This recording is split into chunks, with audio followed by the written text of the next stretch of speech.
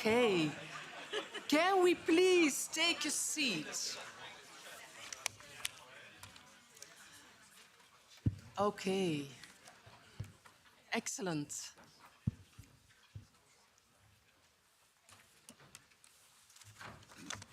Okay. Good.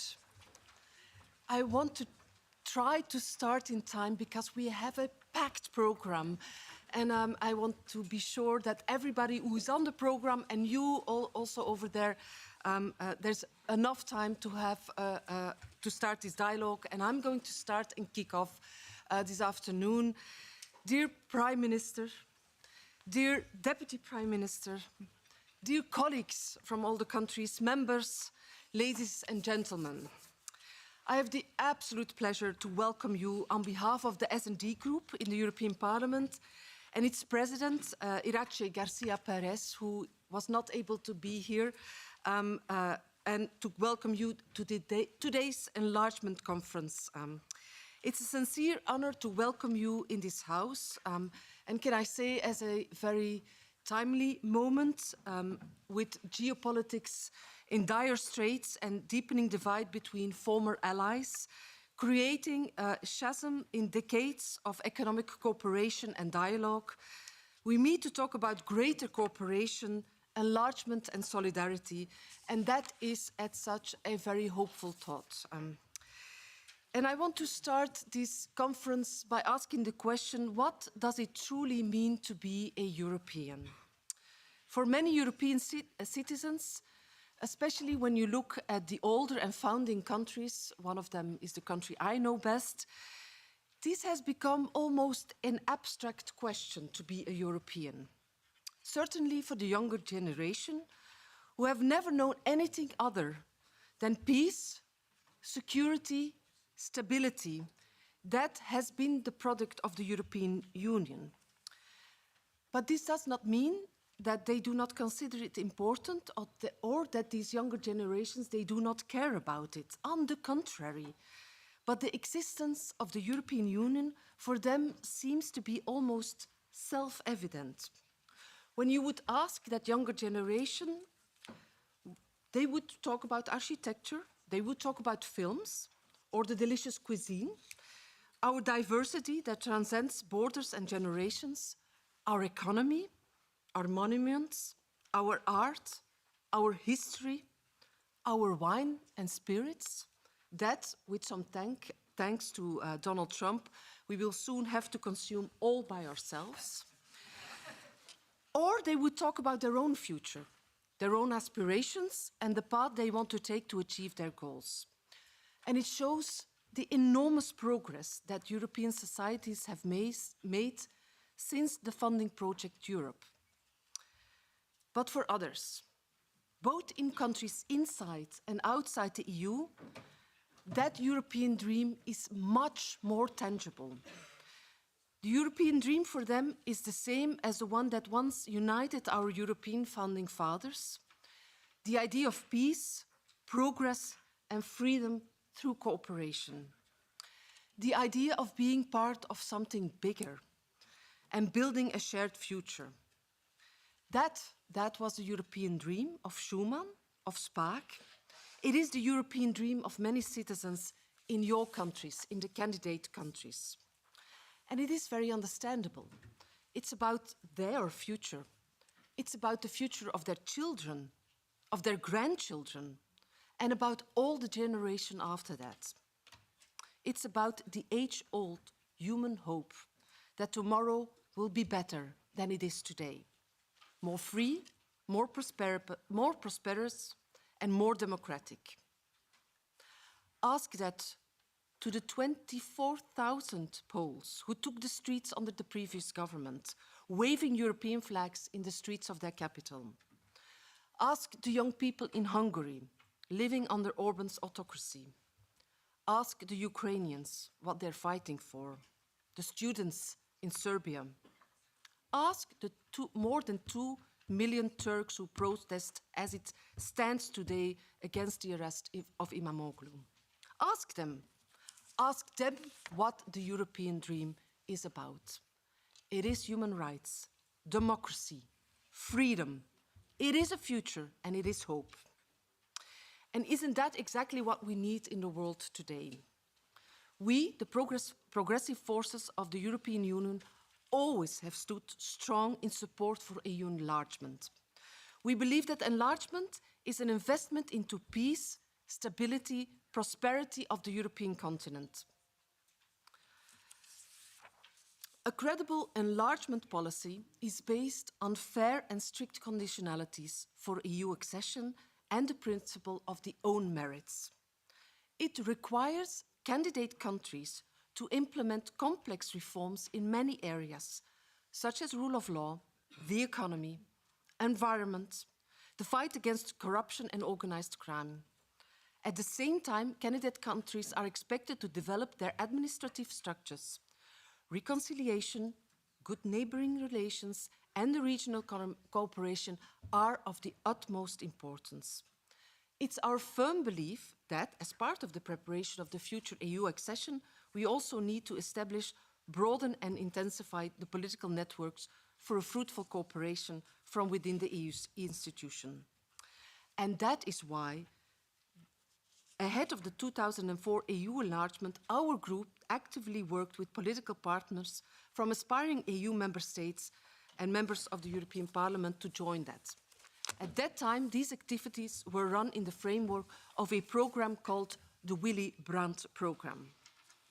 After that enlargement, we welcomed 40 new MEPs from the 10 new EU member states. Many of them had already been serving as their country's observers in the European Parliament before the actual accession of the 1st of May.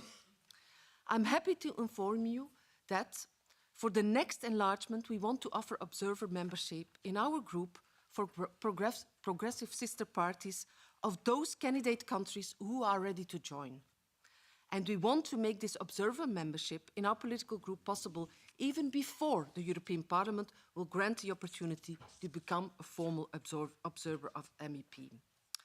Today's conference on the relaunch of the Willy Brandt programme for this legislation will mark that as an important starting point. And we do that to send a clear message in support of EU enlargement, but also because we believe enlargement requires cooperation from the outset of the enlargement process and throughout responding to the needs of progressive parties and civil societies and actors in preparing for the EU accession. We are determined to help our friends, preparing for and ensuring a smooth EU accession process. This, dear colleagues, is our common future. It should be our common business, and we are ready to start the work because that is exactly what enlargement is all about. Thank you very much.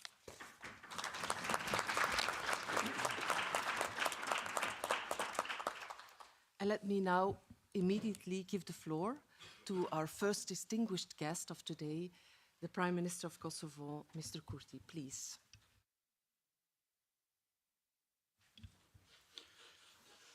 Dear comrades, Kathleen van Brandt, dear Andras Scheider and Tonino Pizzula and other MEPs attending this event, dear friends, fellow progressives, honored guests, it is my pleasure to address you at a gathering that carries the name of one of Europe's greatest social democrats, Willy Brandt. A man who devoted himself to freedom, peace, and democracy, and who understood profoundly that peace is not merely the absence of war, but the presence of justice. As he stood before the Warsaw Ghetto Memorial and knelt, Willy Brandt did not speak, yet his silence echoed louder than any speech. He reminded the world that reconciliation is built not on forgetting or denying, but on accepting responsibility.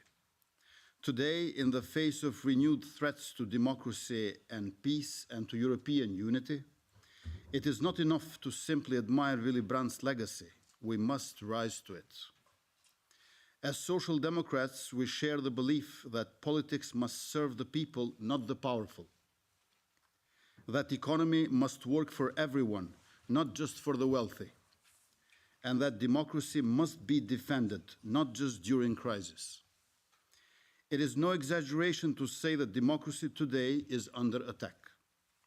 From the rise of far right in our parliaments to the spread of disinformation in our societies, from oligarchs' ownership of the media to the corruption that undermines trust in our institutions, the threats we face are present and they are real.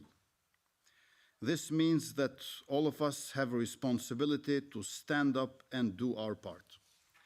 As Karl Popper warned us, the enemy of open society is not just the tyrant, but those who look the other way. We must not look the other way. The European Union has never meant to be just an economic project. It was first and foremost a project built on the rejection of fascism that tore our continent apart. An idea laid out by Schuman and Monnet and perfected by leaders like Willy Brandt, who understood that Europe would only survive if it worked together with solidarity based on shared values of democracy, human dignity, and civil rights. They understood that conflict could be avoided by working together through common institutions. Thus, at a time when Europe was still cleaning up the rubble left by World War II, when pain and suffering were great and hatred and mistrust were still prevalent, those leaders gave us the European coal and steel community, which laid the foundations for a peaceful and united Europe. Today, this legacy, the European Union, which has brought the longest peace Europe has ever witnessed, is under attack by some leaders who claim the European Union is a threat to their sovereignty, when in fact it is the greatest protector of it. These leaders are weaponizing economic fears to turn workers against migrants and citizens against each other.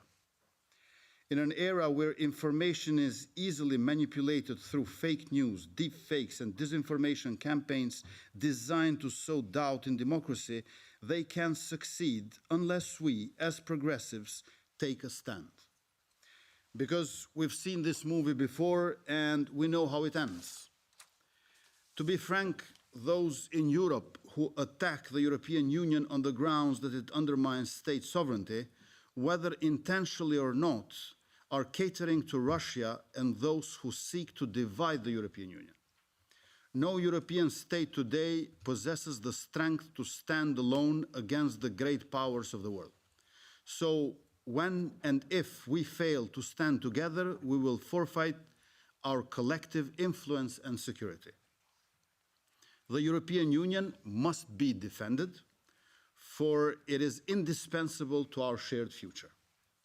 The future of my country, Republic of Kosovo, and all other countries in Europe is linked with the future of Europe.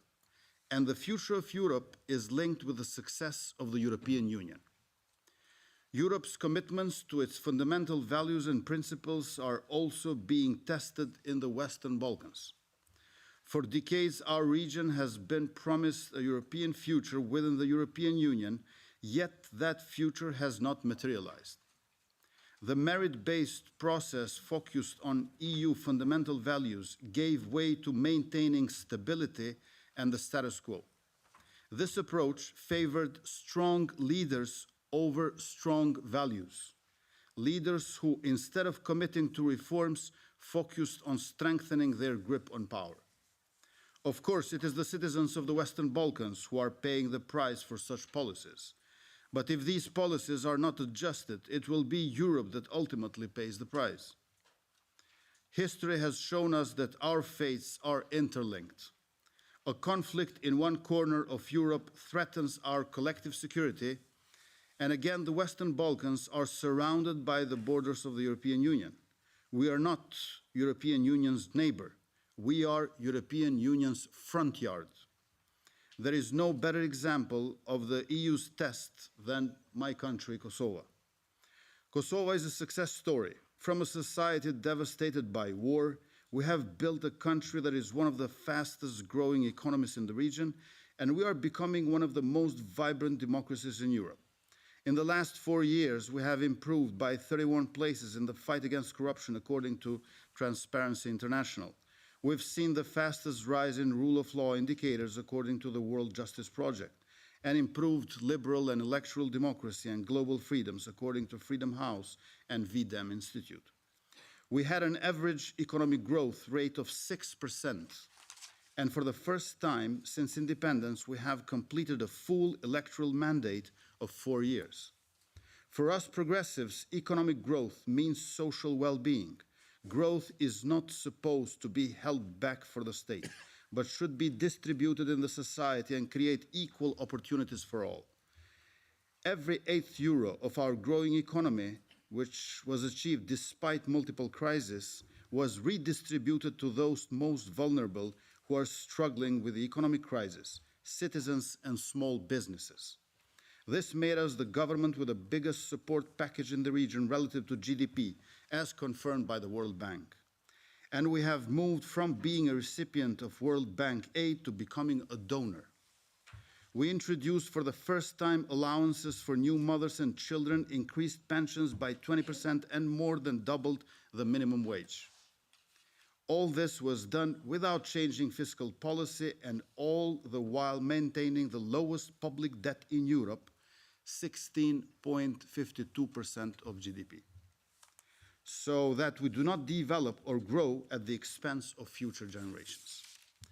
Kosovo is doing its homework when it comes to enlargement. Besides advancing democracy and growing our economy, we are among top performers when it comes to integration in the European Union.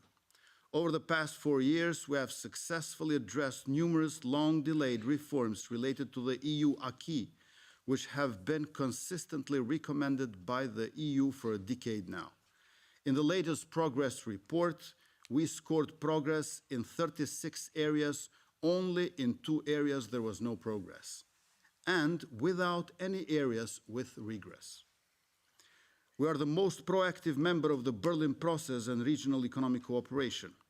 We are the first country to deliver in time the EU reform agenda for the growth plan for the Western Balkans, and we are among the first to adopt all Berlin process agreements in our parliament.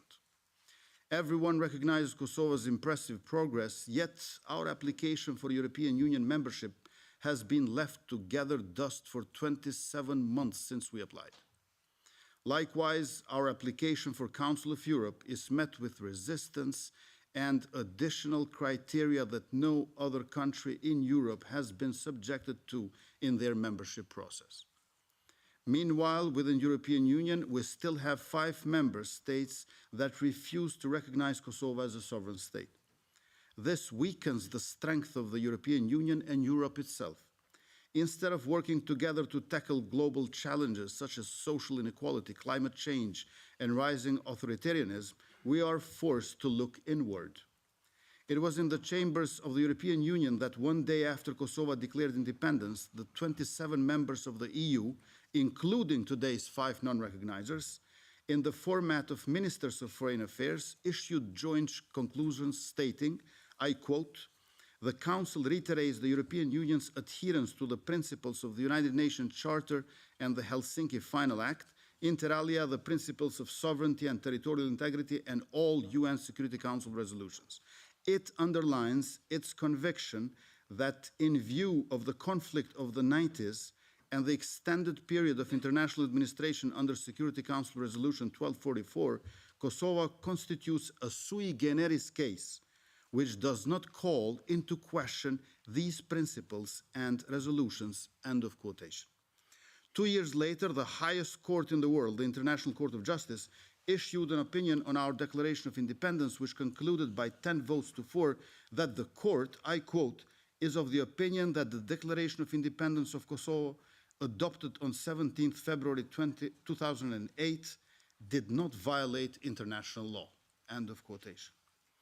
The 5 remaining EU countries must recognize Kosovo, not just because it is the right thing to do, but because a divided European Union on such a fundamental issue withers the EU itself and erodes its foreign policy. A weakened Europe emboldens those who wish to see it fail, autocrats and who believe democracy is negotiable. Indeed, recognizing Kosovo is not only the right thing to do, it is important for the EU's strength, unity and credibility on the global stage. Europe, again, must be defended both politically and militarily. Putin's war in Ukraine is not just an attack on Ukraine, it is an attack on all of us. We must unite and do more. We must invest in our defense, not because we want war, but because we need peace. As Willy Brandt once said, peace is not everything, but without peace, everything is nothing. That is why Europe must not hesitate to strengthen its security and why NATO must remain the cornerstone of our collective defense. We have already met NATO's threshold of 2% of GDP spending on defense, but we recognize that we must do more as part of our collective responsibility. And we will, because we cannot allow autocrats, whether in Moscow or in Belgrade, to determine the future of our continent. And being here among social progressives, where critique is the drive of progress, I want to end my speech in a rather critical note. In these 4 years of my mandate, I have observed a disheartening pattern. Our efforts to advance democracy, the rule of law, and the EU fundamental values are increasingly acknowledged in words, but too rarely supported in action. In other words, our policies have been more liked than supported, while our northern neighbors' policies have been less liked but more supported. Our northern neighbor, who is aggressive and provokes tension and seeks destabilization, today harbors and protects a terrorist, yet it is Kosovo that remains under European Union's restrictive measures. If we were in the 2000s, such a situation would have been unacceptable to any democratic government. And yet today it is tolerated, sometimes even rationalized here in Brussels, where our northern neighbors' simultaneous alignment with both Moscow and Brussels is viewed as a strategic balancing act rather than what it truly is, an affront to EU values and a reflection of failed policy towards Serbia. This is not simply an inconsistency, it is a challenge to the credibility and reputation of the European project. If Brussels is to still be a guardian of Europe's founding principles, then its support must go to those who uphold them, not to those who compromise them. And yet I remain confident that a Europe that aligns its values with its decisions is not only possible, but also necessary now more than ever. Clarity and firmness will make the EU enlargement process stronger, fairer, and ultimately more enduring. Kosovo stands ready to be part of that future. I would like to express in the end my gratitude for the commitment of the Foundation for European Progressive Studies, together with partners Friedrich Ebert, Max van der Stoel, and Olof Palme.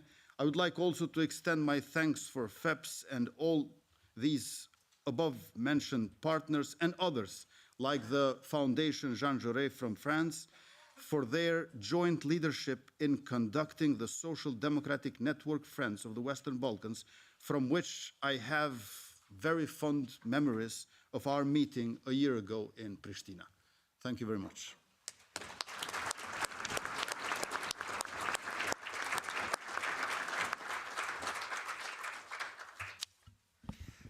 Thank you, Mr. Prime Minister, for your speech, but also for the content of your speech. And as our panel today is called the first panel, Practical Support for EU Accession Preparation, it is about that we as S&D Group also here not only to give input and a platform, but also to listen what can be our practical support for the EU accession. And you mentioned already, let's say, one point, which is not only like the things, but also to support them more. You can always trust that the S&D Group is on the front line for this, but we also want to collect inputs and for how to shape in the future the Willy Brandt program. Before I introduce also our highlighted panel here, let me also thank for the high attention here, and also mention that we are happy that the Secretary General of the Party of European Socialists is amongst us, the Secretary General from the already mentioned FEPS, and also Tom Boymer, which is our former Secretary General, but now in charge of Ukraine issues, and also a lot of members of the S&D Group, and also our Secretary General of the S&D Group in the European Parliament. So, We have a lot of interparliamentary cooperation together with a lot of platforms as the European Parliament, and S&D members are very active, but also it is important to come together as progressives, as social democrats. And therefore, I want to go also for our first speaker here, which we were going to collect 5 to 7 minutes inputs, and I want to introduce Ola Stenashi-Yona, Deputy Prime Minister for European and Euro-Atlantic integration, but from Ukraine. But she's online and will come a little later. So then we go to Kristina Gerasimov, the Deputy Prime Minister for also European integration of the Republic of Moldova. Please, Kristina. Thank you very much, Andreas.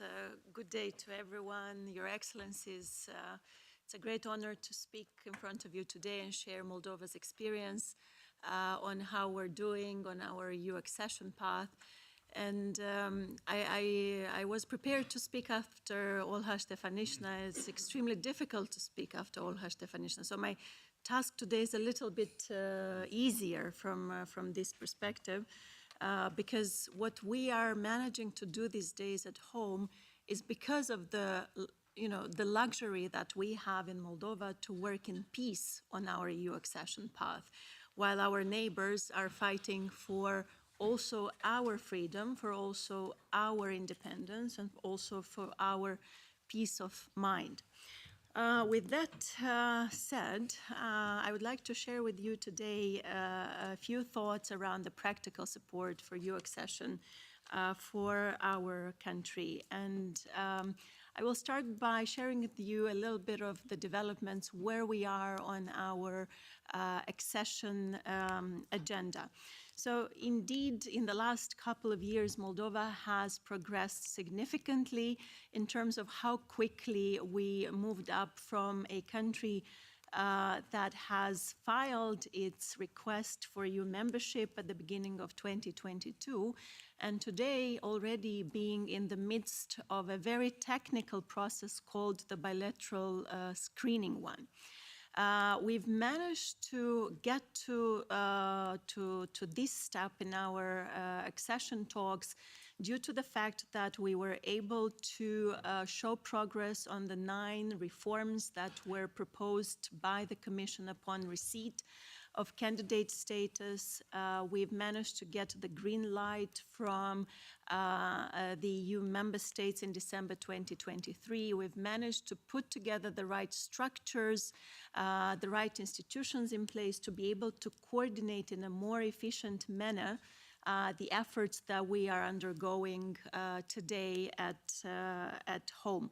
Last year, according to the Enlargement package report, Moldova has been assessed to have managed to show progress on 31 out of the 33 chapters. We continue to work also this year. I think the screening process that we are now part of will also show a lot of the reforms that we are undertaking. As we speak, I'm here with the team as part of the screening process, talking about how Moldova gets ready to be part of the customs union. So chapter 29, colleagues from customs service and other important institutions are sharing with the experts in the Commission how we are doing on our accession track when it comes to the customs field.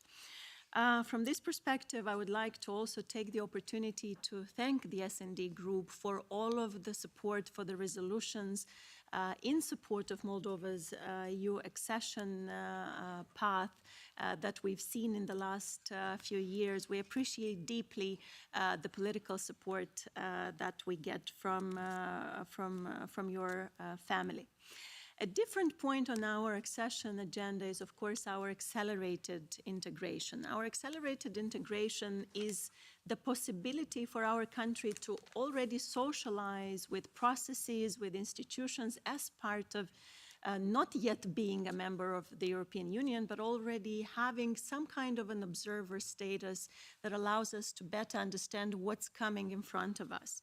So here we are already part of Connecting Europe facility. We're able to benefit of the Digital Europe program, Single Market program, Fiscalis. We just recently got the good news that we will be able to operationalize our participation in SEPA very soon. These are all very, very practical support steps that bring Moldova and our institutions closer to the status of a EU member.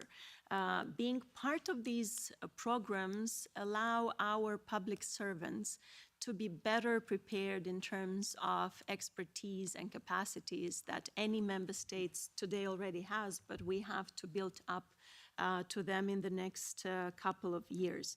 We also look forward this year to be part of Roaming Like at Home, and also we look forward to the full liberalization of the tariff rate quotas that we've been temporarily benefiting from for the last couple of years. So at home, we are preparing, or we are mobilizing our efforts to be ready for EU accession by 2030. It doesn't mean that we will be member by 2030, of course, but what it's important to know is that we have this ambitious goal to be ready in terms of alignment, in terms of implementation within the next 5 years from now. We are very grateful for all of the support that we are getting from the Commission, either through twinning or TIEX projects that are extremely important for us to beef up the capacity that we're still missing when it comes to transposition of the acquis, when it comes to implementation of certain reforms, or when it comes to the actual building of institutions that we still do not have in Moldova. All of these reforms that we are focusing on in the last couple of years, but also the years ahead, are going to be financially underpinned by a very important instrument, the growth plan, that has been, with your gracious support, been accelerated for Moldova. And here I'll take the opportunity to thank S&D Group again for helping accelerate the adoption of the plan and the acceleration of the trialogues that have taken place recently. And we're very grateful for all of the political statements of support that your group has made during the trialogues to support also the increase for the grants component of the growth plan. The growth plan for Moldova is practical support that will help us not only strengthen the pace of the reforms that we are undertaking, but also to strengthen our economy. You know very well that Moldova, being or neighboring Ukraine, has been suffering a lot from quite a low number of investments. We are struggling with keeping the investors who are in Moldova, but we're also struggling with bringing new investors in Moldova. This is, of course, not only due to the war, this is also due to the fact that we haven't yet finalized the justice sector reform, but we're very committed to bringing it to a successful end, because we know how important rule of law is for investors when it comes to bringing their businesses to Moldova. So from this perspective, I would say this is the economic component, the 1.9 billion euros that will help our country not only accelerate the reforms, but also double the potential of our economy. All of these good practical support activities that we receive on behalf of the EU institutions and the EU member states are, of course, not happening in a vacuum. We have been confronting ourselves with unprecedented challenges during the last years, and it is key for us to make sure that we continue preserving the peace and stability in our country. For us, for Moldova, The European Union is indeed a peace project. It's a project that brings stability and prosperity for the citizens that live in this European space, and we want to be part of it. We have been witnessing, especially during the last year, increased interest from Kremlin to destabilize the situation in Moldova, to derail our European path, to distort the very strong support of our citizens to be part of the European Union. All of the Moldovans are Europeans already. As Commissioner Kos has mentioned herself, it's now up to us to bring the state in the European Union. So here I would like to conclude by again reiterating our full commitment as a country, as a society, as a government for the reform agenda that we are ambitiously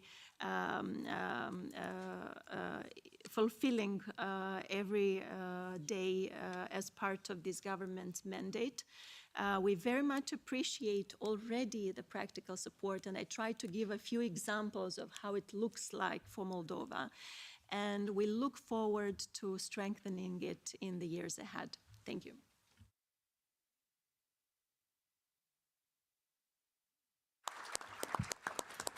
Thank you so much, Madam Deputy Prime Minister from Moldova. And I will, without wasting any time, go immediately to our friend Tauland Palla, who is the Minister of State from Albania. Please, Tauland. Thank you, Andreas. Dear progressives, if I would be asked, or also colleagues from the other countries, why we are here today, why the Western Balkan countries, Moldova, Ukraine, and Georgia are knocking at the doors of the European Union, I would suggest that we would be answering through a quote of Willy Brandt, who was saying that we want to take a chance on more democracy. We are here to ask the European Union, not the progressives, progressives have already decided it, but to ask the European Parliament, to ask the European Union to give us a chance on more democracy. And it goes without saying, as it looks right now, that the European Union is the only remaining world most successful invention of democracy.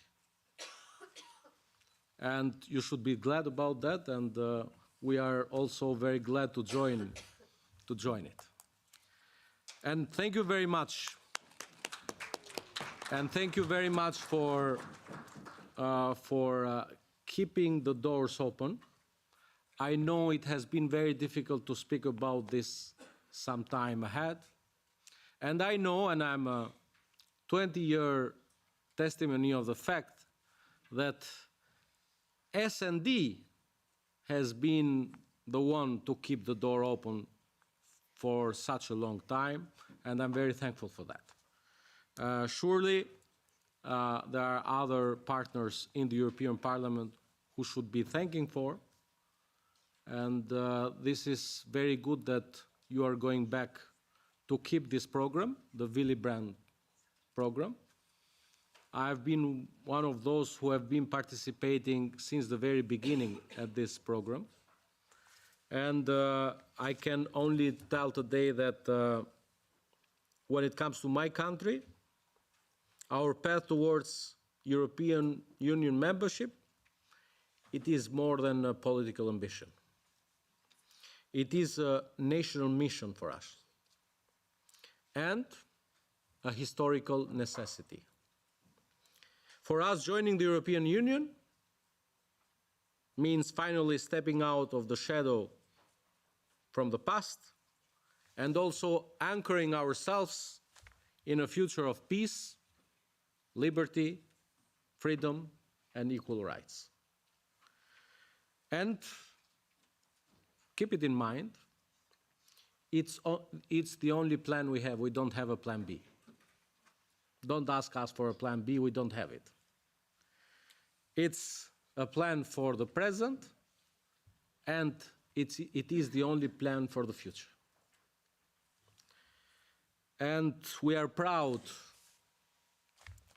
for the significant progress achieved so far, including also, as we are called here to speak about practical support, including the opening of the 2 clusters of negotiating chapters. And we're ready, maybe next month, after winning next elections on 11th of May against socialist winning in Albania. Our ambition remains clear and unchanged to conclude technical negotiations by Christmas 2027 and to become full members by 2030, with the support of the progressives, for sure. The objective, however, does not rest solely on the work of government, because the EU will not integrate only the government of Albania, it will integrate the entire Albanian society, the entire Albanian state, and with all our independent institutions. Therefore, our progress requires, first of all, strong national coordination. It requires accountability and, for sure, consolidated efforts of the Parliament of Albania and our institution, by not forgetting the civil society, who has a very important role to play. We are deeply aware of the process that is so much demanding. It requires deep, sustained reforms, particularly in the rule of law, anti-corruption, judicial independence, and democratic governance. But we are equally aware that these are not imposed conditions. We are not doing that because we are asked by you to do these efforts, but these are values in which we believe in, and because these are essential for our own society to thrive. Our government is very much motivated also to go ahead with innovation in governance. We are now currently developing a groundbreaking AI-based public procurement system in cooperation with Microsoft and Albanian experts. And surely, if I would be asked today what can we do something more visible with the European Parliament, I've been for a long time member of the Stabilization Association parliamentary committees since the very beginning. They are very good. We meet 2 times a year, which is not good. We can meet more regularly. And maybe the European Parliament can be one of the very first institutions in the European Union to give an example that our place is here, so we can participate more oftenly in debates, such as the debates on the future of Europe, the future of European Union, and other very important topics. I just gave an idea. Surely we'll have a long time to discuss during these 2 days meeting. But to conclude, I would like to stress again that for my country, but I do believe that also for the other countries, I'm sure for Kosovo, that's for sure, that the European Union is not merely a destination, it's our only plan for the future. So we are committed to go on this plan, and we are sure that we have your support.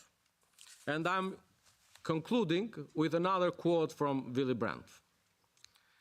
It often takes more courage to change one's opinion than to keep it. We managed to change your opinion, So now help us to keep it. Thank you very much.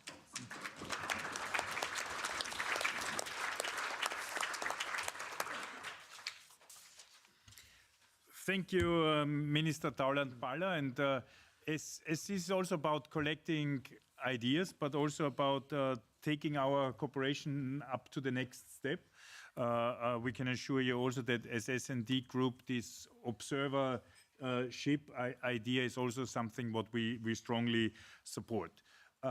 We come now to we have a small change on the podium for those which were looking on the draft agenda, because our friend Ivan Vujovic from Montenegro will come on the second panel. So we have now here with us the pleasure, member of the Parliament of North Macedonia, and the quite fresh, not completely, but quite fresh president also of our sister party STSM, Venko Filipce, with us. Please, Venko, the floor is yours. Thank you, Mr. Chairman, Your Excellencies, distinguished colleagues. Thank you for the opportunity to address this esteemed gathering. Today I wish to reflect on the pressing global, regional and national challenges before us, and to share a vision rooted in social democratic values, a vision that emphasizes resilience, cooperation and inclusion. In the context of dynamic geopolitical shifts, the rise of digital interdependence, and the imperative of safeguarding democracy and security, a genuine social democratic approach to transatlantic cooperation is both complex and essential. In these transformative times, the social democratic response is not only relevant, it is urgently required. It offers a principled and timely roadmap for socio-political adaptation, one that ensures no one is left behind while prioritizing transatlantic solidarity, digital humanism, social equity, and demographic integrity. Nowhere is this vision more vital than in the Balkans and in my country, North Macedonia, a nation at the crossroads of European aspiration and contemporary geopolitical vulnerability. Dear friends, therefore, let me share with you my opinion that we need a comprehensive social democratic agenda for the enlargement process. The enlargement process is not only a mechanical adaptation of laws or administrative fulfillment of the accession criteria. The enlargement process is becoming more and more an issue of utmost political and geopolitical significance. Unfortunately, in the past years, the enlargement portfolio was in the hands of the commissioner who was very close friend to the Prime Minister Orban. Did he implement the right agenda? We are now facing a government in North Macedonia which is not willing to proceed with the constitutional changes necessary to start the negotiation chapters with the EU. In the past month, they had an intergovernmental session. North Macedonia and Hungary, and Prime Minister Orban is coming out with a statement that we should be in some type of axis in between Hungary, Serbia, and North Macedonia as a kind of award of not starting the negotiations with the EU. The question is now, is there a hidden agenda? Is there something going on behind the curtains? Therefore, Social Democrats must insist on the democratic standards and adherence to the European values and the concept of human rights and freedoms as a most important precondition for the candidate countries to join the EU. The membership in the EU should not be presented as a participation only in the single market. Such approach is strengthening the authoritarian tendencies in many of the candidate countries, giving the autocrats an excuse to abandon the democratic norms and standards. North Macedonia is an example of the lack of strategy, especially among the progressive regarding the European integration. By allowing a bilateralization of the accession process, and here I'm referring to the Bulgarian demands, it is contributed towards the radicalization of the political situation in the country, the significant strengthening of the nationalistic political forces, and the rise of Euroscepticism in the population. The described development not only damaged the process of EU accession in my country, but also opened the door for malignant influence of the third extra-regional actors like Russia and China. North Macedonia now faces a bizarre situation of so-called self-imposed veto because the new government refuses to implement the necessary constitutional changes in order to proceed with the accession talks. However, despite the fact that the current right-wing government, by playing on the card of radicalization of the political situation, is damaging the credibility of the accession process, I haven't heard any critique by the EPP or their sister parties towards the ruling party of VMRO DPMNE. EPP will probably continue to support their sister parties everywhere, whatever they do. That is why I suggest that PES and the SD group in the European Parliament must have their own social democratic enlargement agenda.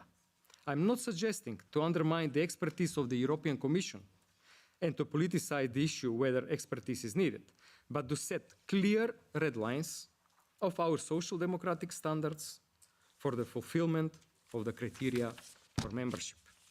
Additionally, we as Social Democrats must understand that the stalemate in the European integration of each of the countries isn't a technical or administrative issue. The stalemate only reinforces the authoritarian tendencies and strengthens the right-wing and far-right political forces in the respective countries and damages the democratic development of these countries. Now it is the right time for Social Democrats to step up and reinforce the enlargement process that for too long was a hostage because of the inertia and the lack of vision. In the politics, there isn't an empty space. If Europe and Social Democrats don't fill the existing vacuum, then anti-democratic and anti-European forces will do that. Thank you for your attention.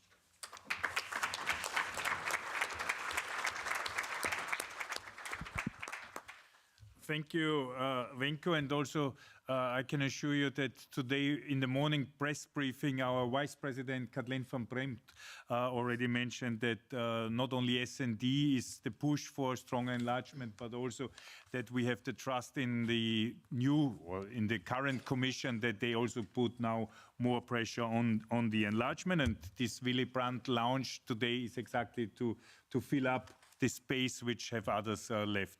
I take now a look on the screens if we, or if somebody technically can give us an indication if we are connected with Kiev. No.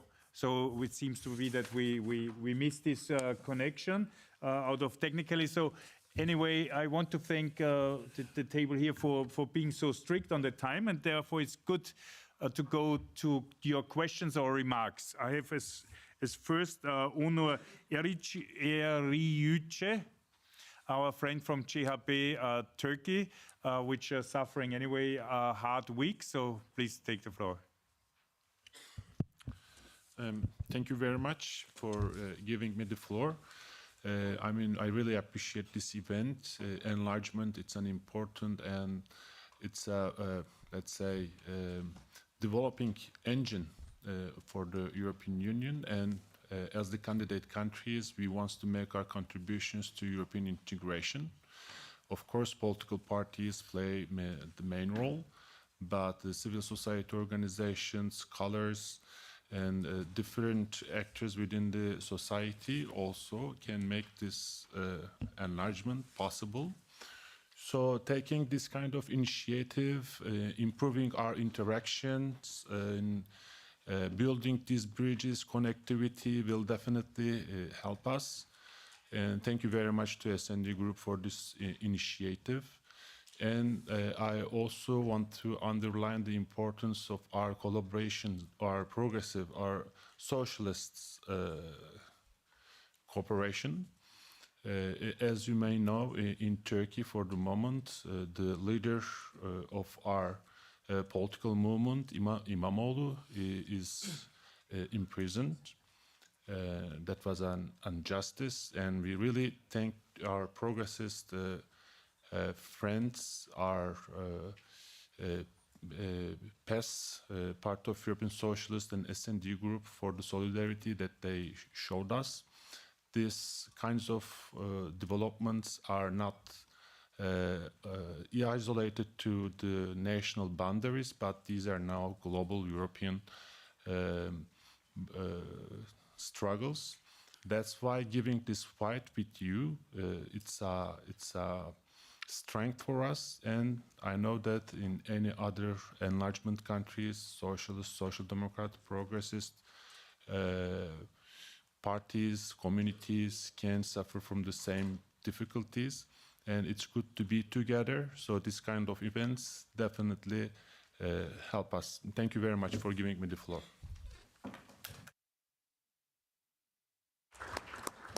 Thank you, Onur. And I want to say the floor is now open to anybody or everybody. More, so whoever wants to take the floor, make some remarks. I have to apologize that Olga Stefaniskaya is, because she announced that they have a government meeting in Ukraine, so therefore we try to move her at the end of the panel. Seems to take longer. So I don't know, maybe we can ask Thijs Ruiten as S&D shadow also on Ukraine to take the floor. Now you're giving me a lot of honor by speaking instead of... No, of course it's a pity that she cannot make it online, but of course we understand the seriousness of the situation. Even today, even at this very hour, Ukraine remains under attack. And if we needed an example today, why it is so important to have the revitalization of the bond that we have with all of you, it is probably in Ukraine.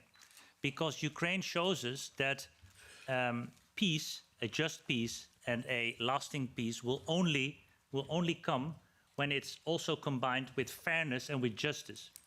And that is exactly what is missing now from the strategy that has been deployed towards that lasting peace. And we need to keep pushing for more military and financial support for Ukraine today. It's not over yet.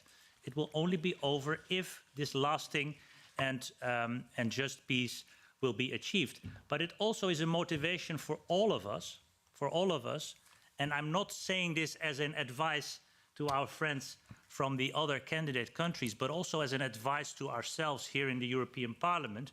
We need to understand the historic moment that we have, and which sometimes only passes once in a couple of years, the historic moment, the historic opportunity that we have to do something that our children and our grandchildren, not only the ones in the candidate countries, but also ours, will be thankful for. And I want to end this brief intervention, dear Andreas, with something that I got used to tell people in schools when I do school visits in the Netherlands, because I noticed that people forgot why we started all this 70 years ago. We started it for a reason, and it was not intended to end with 6 or 12 countries or 27. It was intended to be a complete unification of Europe under the values of democracy, freedom and justice. A complete unification of Europe. So we have to remind ourselves, and also new generations, that we did not start this just as a project for these 6, 12 or 27 countries, but for this purpose. And that will be only finished when we have met the objective that we are setting here today again to ourselves, including the candidate countries that are present here today, but also, of course, Ukraine. And I hope that we will pass on the message also to Olga later on. But we need to take example in the braveness of the Ukrainian people today, and do exactly what we need to do also for ourselves, for our children, for our grandchildren. So leave it there, Andreas.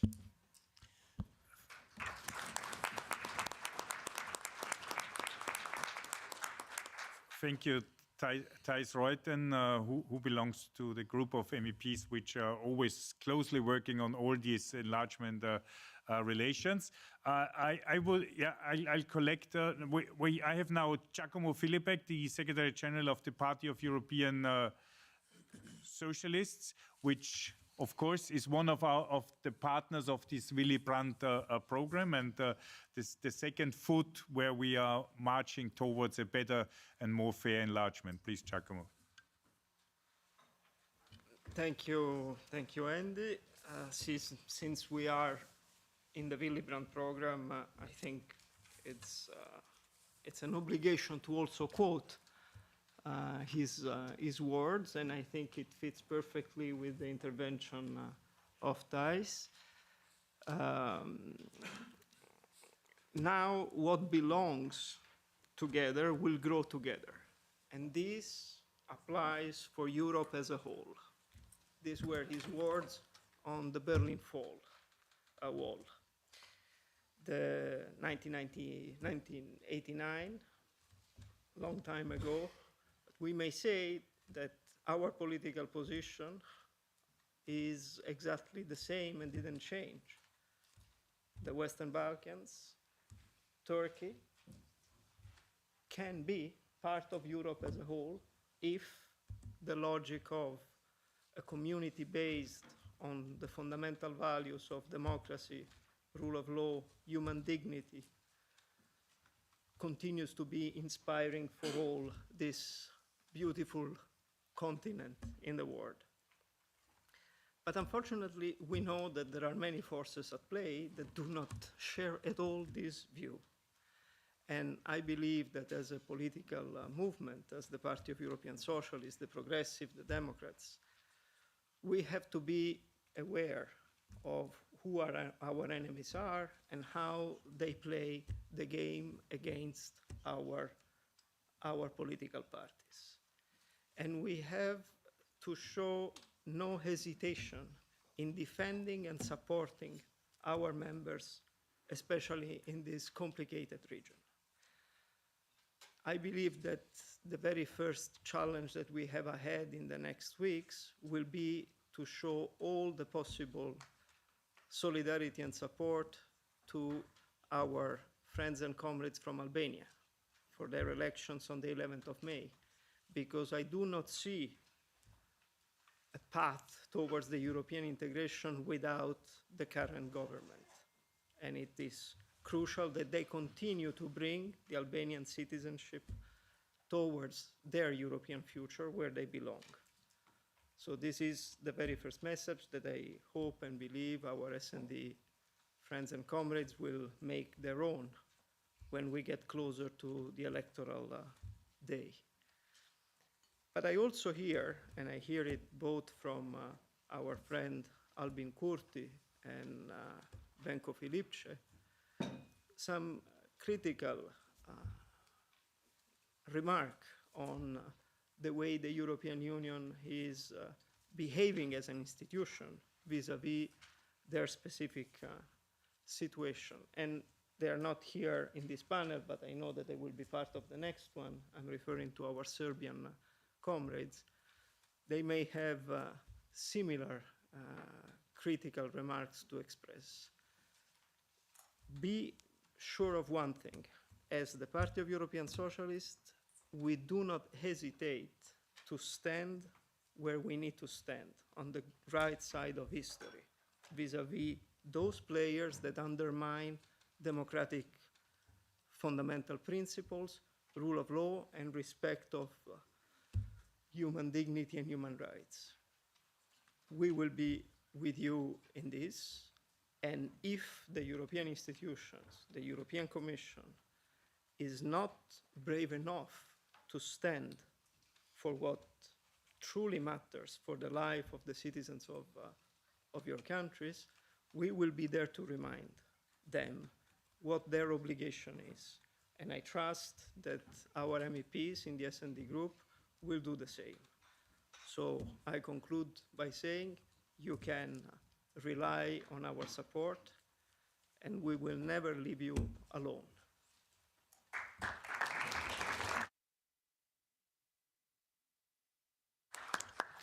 Thank you, Giacomo Filipek, Secretary General of the Party of European Socialists.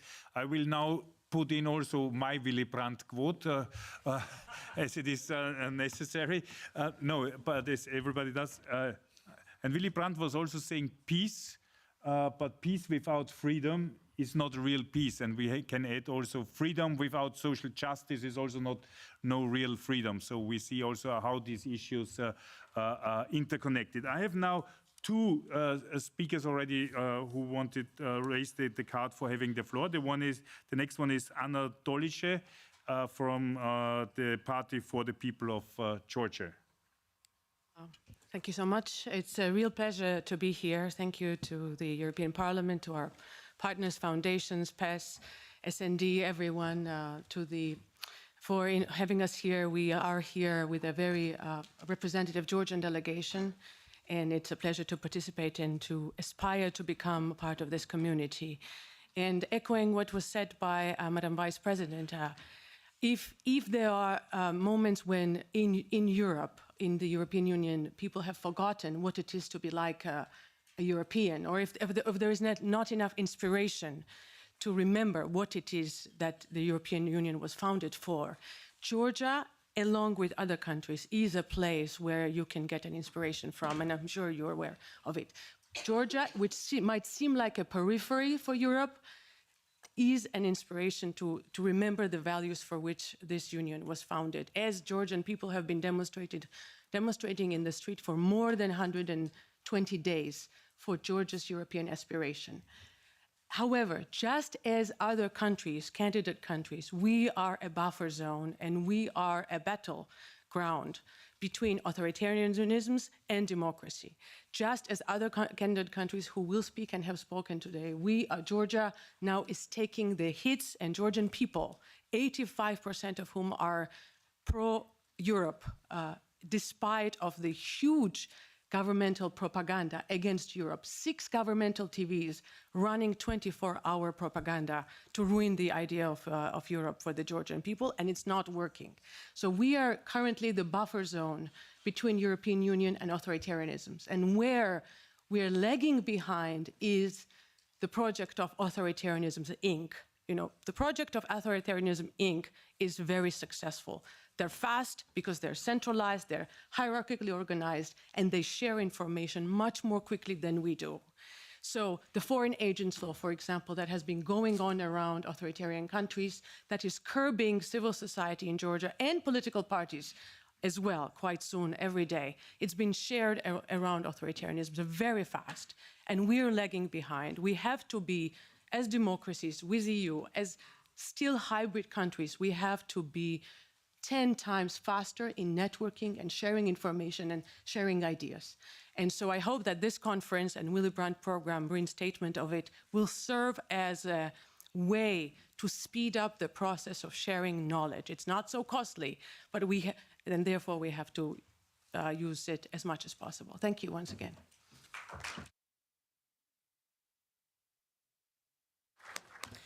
Thank you, Anna, and definitely this a starting point of sharing information and joining forces. The next is Tudor Ulyanovsky, from the president from the PSDE from Moldova. Thank you. Thank you very much, Mr. Chairman. Thank you very much. It's an honor to be here today to celebrate an important moment in history, and I fully agree that it's very important that each of us makes everything possible that all of our countries, especially for the Republic of Moldova, does everything to maintain strategic course for European integration. I am the president of European Social Democratic Party in the Republic of Moldova, which is the first extra-parliamentary party in the Republic of Moldova and the second largest pro-European party in my country. Definitely, we encourage the government to continue its efforts to strengthen and to make sure that there are sustainable steps conducted in the process of negotiations and opening of the chapters. And of course, we would like to encourage that this happens faster, but we do understand that it's very important to upkeep the EU standards while doing that. And from this perspective, we are definitely understanding that there is a huge risk, having in mind the electoral year in the Republic of Moldova, and in the fall of this year, Moldova is going to have parliamentary elections.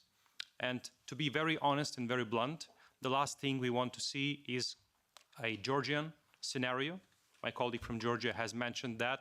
And it is very important to make sure that the true and authentic pro-European parties reach in the next parliament of the Republic of Moldova, and to avoid those that are officially declaring themselves as anti-European, or those who have become European overnight, which we cannot trust.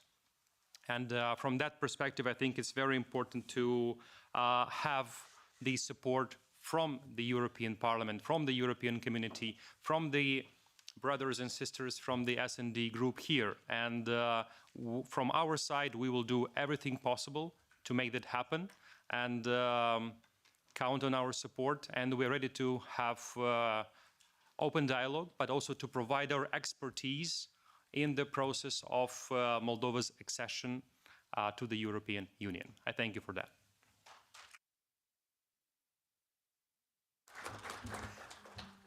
Thank you, Tudor.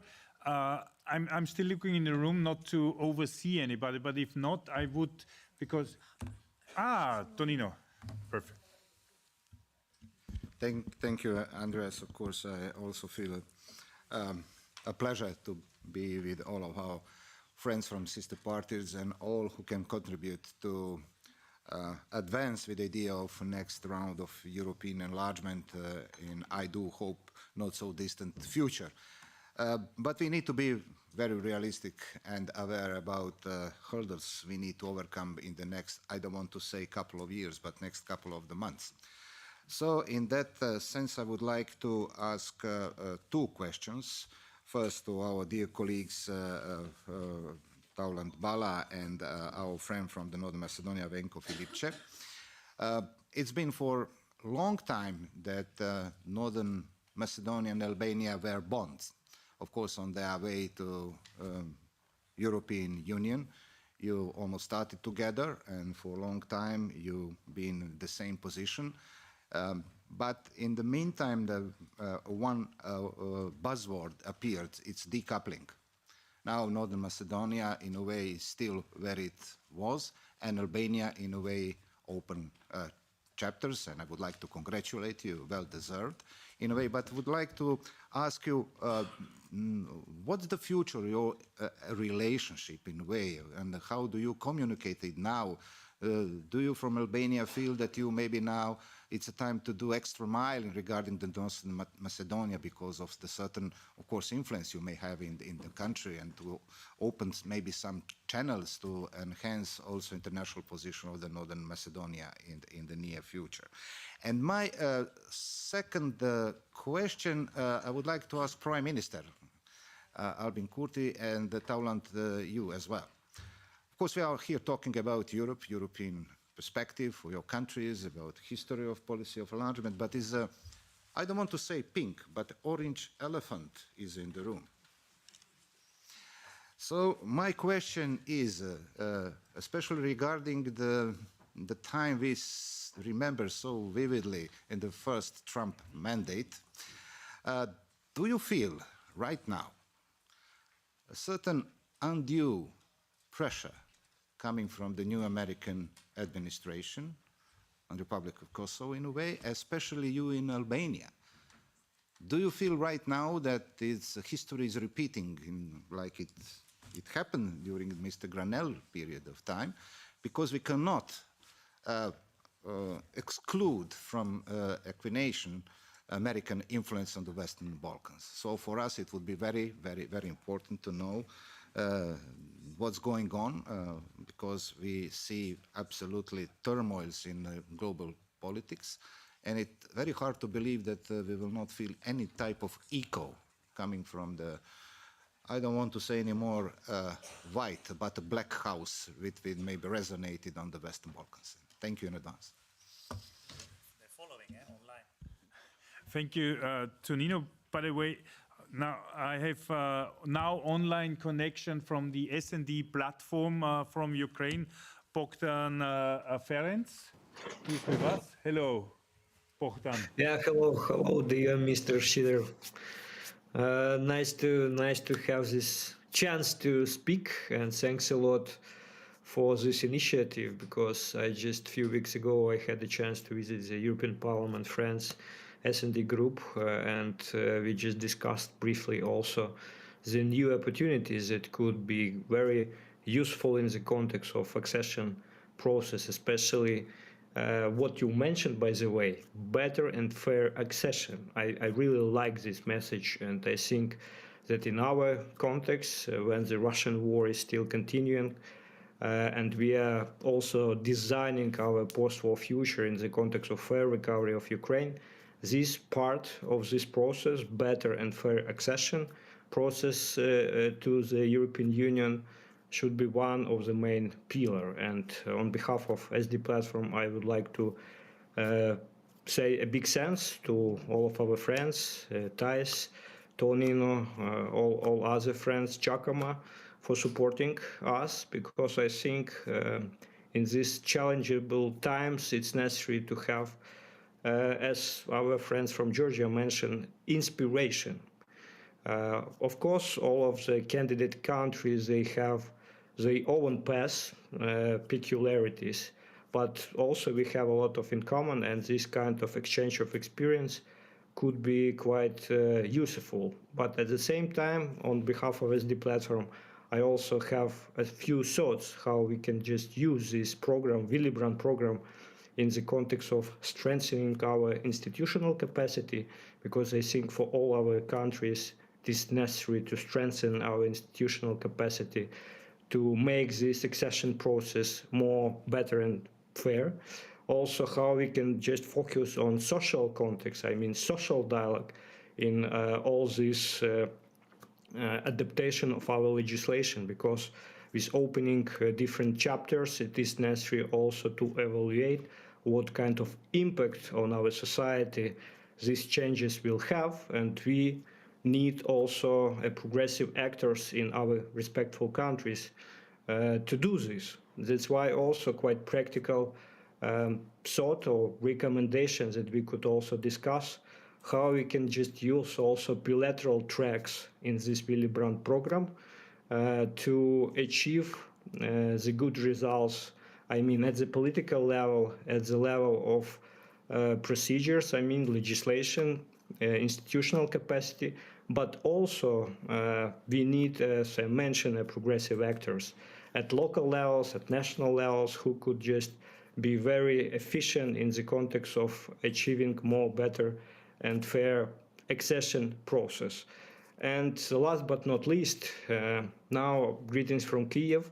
Unfortunately, these days and nights were quite horrible. Kryvyi Rih a few days ago, a big tragedy. A lot of children were killed by Russian missiles. And as I mentioned, the Russian war is still continuing. But at the same time, we should not only design our post-war future, but also we should work hard together with you, with S&D Group, with Party of European Socialists, with FEPS, with other partners and organizations to achieve more fair recovery.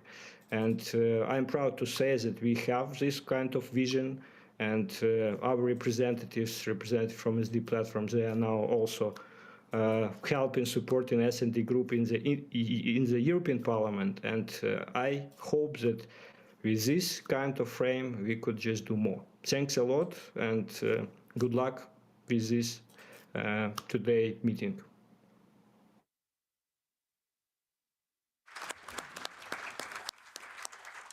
Thank you, and best greetings also to Kiev from Brussels. And now I have four more speakers, and then I would close the list and ask the podium to give a short answer, and then we can continue. So the next one is Frauke Sebas. She's from the Stiftung Wissenschaft und Politik. Thank you very much. Thank you to all the speakers for your interesting remarks. I would like to take the chance to ask three very short questions. One being on what was already mentioned, the growth plans, now referring especially to North Macedonia and to Kosovo, given that both of these countries are currently under political blockage from the side of the EU, and the growth plans, of course, theoretically offer a chance to progress regardless. So I would be interested in your view on this. Mr. Filipe, your foreign minister has been here last week, and he seemed very optimistic on the progress that North Macedonia can take. I would be very interested in your position. Then, Ivan Kurti, Mr. Prime Minister, you mentioned the Berlin process, and of course this year it is hosted by the UK, which has been kind of painfully absent from the enlargement process for some time. So maybe if you could share some expectations. And very lastly, coming from Germany, we are of course in the phase of a new government formation. The last government, after a very promising start, of course the SPD-led government, very frankly had a rather shaky footprint when it comes to the enlargement policy. So I'd be interested maybe to all the speakers what your expectations would be under the new German government. Thank you. Thank you. And the last speaker from the podium is Ramina Kuko from Albania.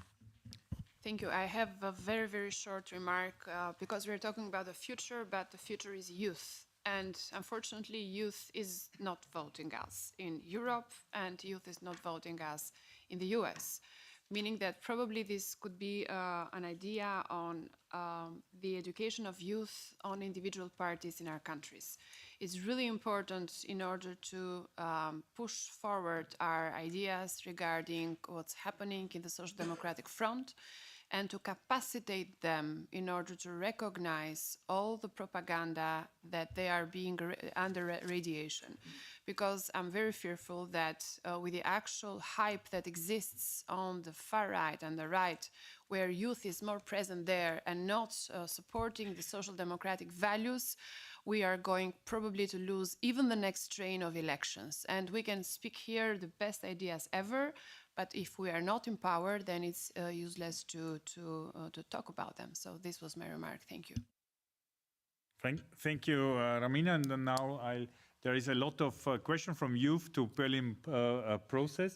I might ask maybe the podium from in reversed order like we started. So, Wenko, please. Thank you. Let me try to be very specific and concrete. The foreign minister might be here, but he just do talking.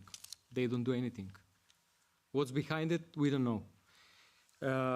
When we were decoupled from Albania, it's difficult to express the feelings. First of all, sincere congratulations on the progress.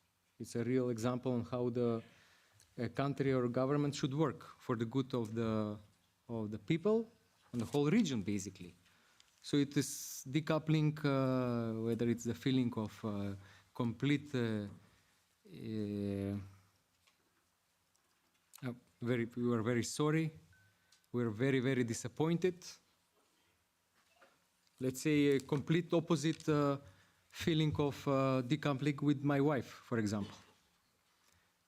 However, I think we should not let much time for this difference to grow in between, because then later it's very difficult to catch up. The real question is what is the reason of the current North Macedonia government not to progress with the whole European path? We are suspecting that it is a huge influence of Hungarian government. Very tight relations with our Prime Minister, with Prime Minister Orban, loaning huge amount of money in completely untransparent way, announcing some big projects. Whether there is a business interest, we will see. The time will show. And whether there is a third party, third country interest behind it, it's also a huge question.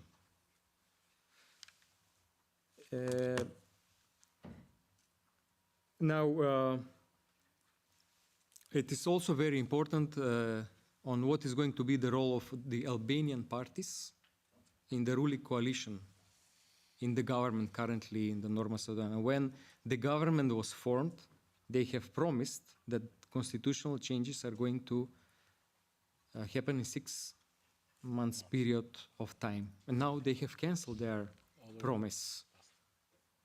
They should not do this.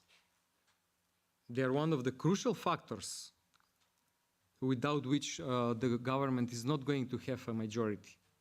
They should push the nationalistic and right-wing Vămărodăpămâne to proceed with constitutional changes and to open the negotiating chapters with the EU. Thank you. Thank you. Before I give the floor to Taulan, I just want to mention, I remember the reception when the negotiations started with Albania and North Macedonia. And there were still two social democratic socialist prime ministers giving together this reception and celebrating. And as this is no longer the truth that there are two social democratic prime ministers, this shows also the difference which the government and social democrats can make. Tauland, please. Dear Tonino, I'm not happy that North Macedonia is lagging behind now. For so many reasons. You remember when this all started, North Macedonia got the candidate status on 2001. We got the candidate status on 2014. Montenegro started the negotiations on 2012. Serbia started the negotiations on 2014. We would like very much that every country starts the negotiations. Also, Kosovo deserves to start the negotiations as soon as we can, as soon as you can. And we want very much North Macedonia to start the negotiations. But international agreements need to be respected. There was an agreement, and the current government, the current majority in North Macedonia has to respect it. And they are lucky because the opposition will vote in favor. So when you have the opposition voting in favor, it's much more easy. So they have to deliver on this. And Venko Filipce was clear on the position of the, as an Albanian here, I can also tell that both Albania and Kosovo have appealed to the Albanian political parties in Kosovo to support, because I didn't say at the beginning, but I want to say it now, and for those who do not know. We Albanians have a say. It comes from our Renaissance. One of our biggest writers was saying that for we Albanians, the sun rises from the west. So basically, we have this kind of orientation for life. Secondly, I would also, it's a very difficult question, what you did after. But we are somehow also on this regard very, very quiet. The question about Mr. Trump as President of the United States. In Albania, if Albanians are asked to join the European Union, more than 90% are in favor. I don't think there is any other country in Europe, also including members of the European Union, that has such a rate of support about joining the European Union. But we are also lucky because we are the most pro-American country in Europe. So these two connect to each other, in my opinion. And the victory of Mr. Trump as President of the United States could also be seen as a big opportunity for Europe. At first, to think for stronger cooperation. And secondly, you know this quote of Albert Einstein, in the middle of every difficulty, there is an opportunity. Let us see this as an opportunity for Europe. Thank you. Thank you, Tauland, for the quote. So where does the sun in Moldova rise? Definitely in the West. I think for all of the countries that share the same EU values, this is true. And I will only say that for us, enlargement, we see enlargement as in the EU's own geopolitical interest, because Europe will be safe when all of Europe will be safe and secure. And from this perspective, until all countries that share the same values are part of the European Union, we won't be able to speak about the core objective of why the European Union has brought itself together in the first place. So here I definitely support a macro approach when it comes to the next wave of enlargement of the European Union. Very quickly on, even though it wasn't a question, on the engagement of youth, I think this is really core to our future of each country independently, but also of Europe. We in Moldova see a systemic problem of access of information, mostly through one source, and those are social media platforms. And it's extremely difficult to understand the bubbles that our youth live in. TikTok, Telegram, and other social media platforms have an extreme influence on how we perceive the world around us. And we do see these as channels to propagate disinformation among particularly the young ones. At the same time, in Moldova, we have started discussions at university level, at high school level, about the European Union, about the values that we share with the European Union, the benefits of the Union, but we need more of that. And when it comes to countering disinformation, I think no country can really stand alone in its efforts. We really need to think of a wider approach, how to strengthen communication about the European Union, particularly also among the young ones. In Moldova, no youngster remembers how it was to stand in lines for a visa, to be able to go even to neighboring Romania for a short period of time in our history.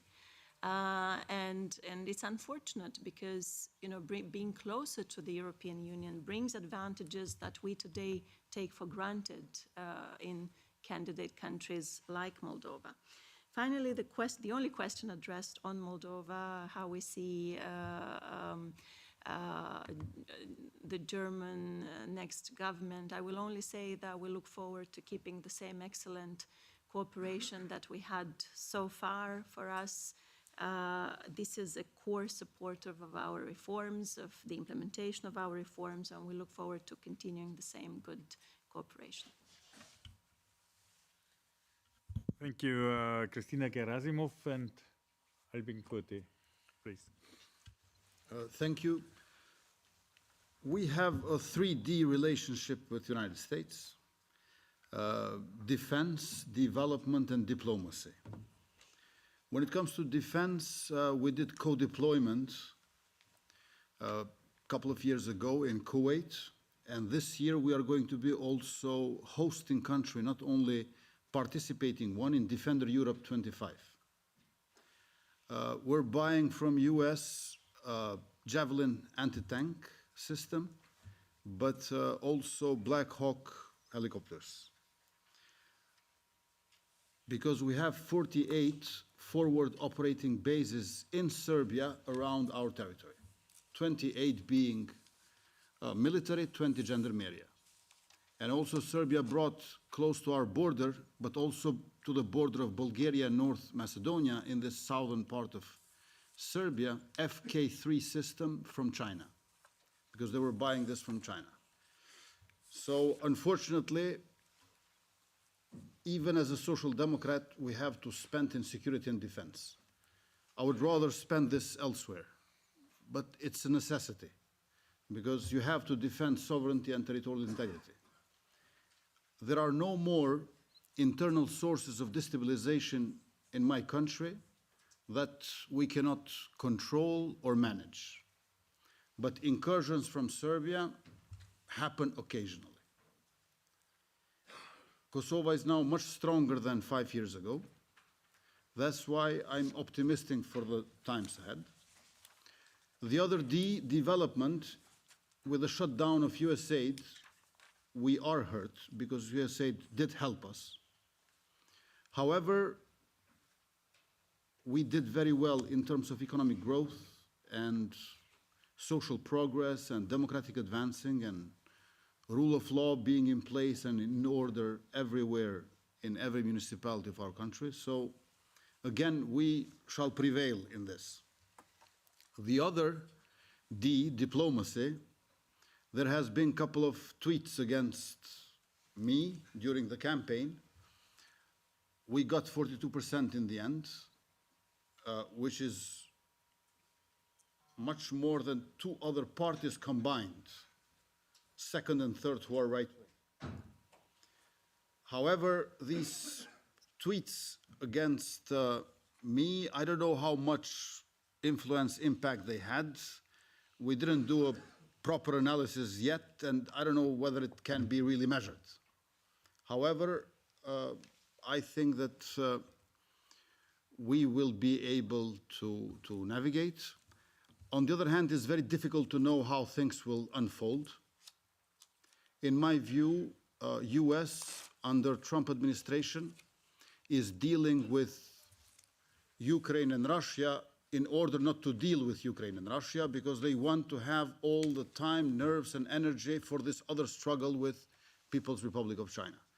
This is my impression. So let's see how this will play out, but we have to have in our continent strong solidarity, but on the other hand, we have to strengthen our countries, each one of us. European Union has three important pillars. One is peace through anti-fascism, not any kind of peace, anti-fascist kind of peace. Second is European continental welfare state. Social justice is needed always, everywhere. And third is NATO security umbrella. We want to join also NATO, not only EU, to both benefit and contribute. So these three pillars are having some challenges, but I think that European Union has the necessary capability, capacity, but also rich tradition to come out victorious in 21st century like in 20th century it did. Berlin process is something that we look very much forward. In London, we had Summit of Berlin process in 2018. I liked very much the language and the content of the declaration back in London. I hope that we're going to see the same again. But the most important thing is this agreement on recognition of diplomas and qualifications of higher education. Because freedom of movement and freedom of the labor is nothing without recognition of diplomas. And Kosovo and Serbia still haven't fixed this thing. So I really hope that in London we will have this venue that finally Berlin process, common regional market, will be fully in place by having recognition of diplomas. What we ask from European Commission is to lift the measures against our country. My friend José Borrell, former High Representative and Vice President of European Commission, he wrote a letter to EU27 saying that the measures against Kosovo should be lifted. But as you know, with a silent email, they've put measures, but now when they are about to lift the measures, it is enough a member or a member and a half to say no or not to say yes, and then measures are not lifted. So we need measures to be lifted. We need to get questionnaire from European Commission, and we need candidate status. Not just because this is something that people want, but I believe that our country deserves. Thank you, Prime Minister Albin Kurti, and thank you all. This is not the end of today, because we will have now a short coffee break, and shortly after 5 o'clock, Tonino Pizzola will continue with a podium together with our friends from Montenegro, Serbia, and Georgia. And meanwhile, don't forget, please, all the speakers, all the MEPs, all the, let's say, non-European Union guests invited, and also our friend, of course, Giacomo and Laszlo from FEPS and Ton to join here for a famous family picture.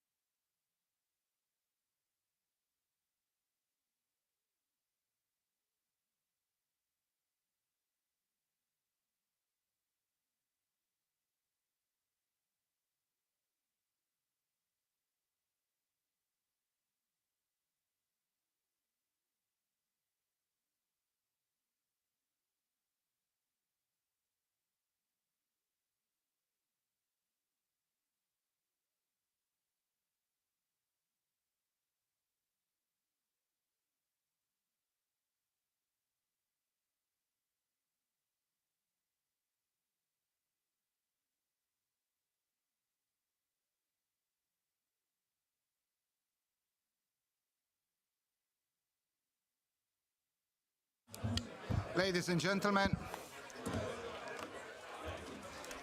I think it's a time to start our work. Does it work? I think so.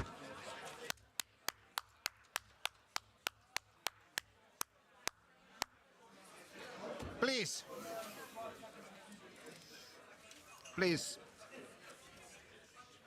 Dear colleagues, I would ask you to take your seats. We would like to continue our today's work. I think we are almost in a launching position for the second panel.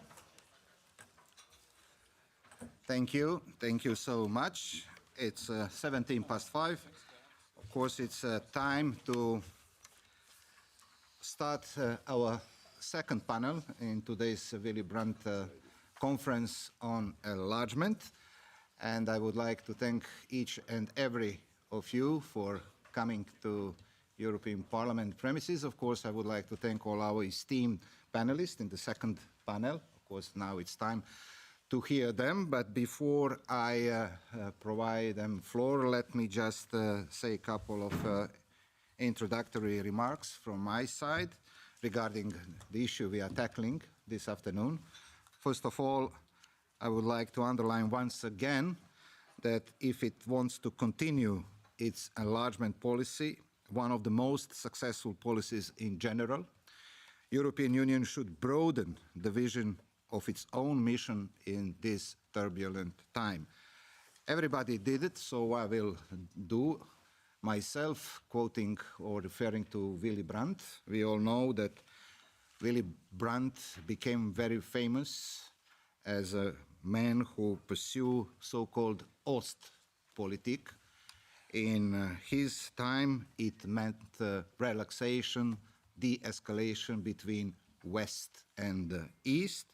And today it's my deep conviction that S&D Ostpolitik or Southeast politic means enlargement.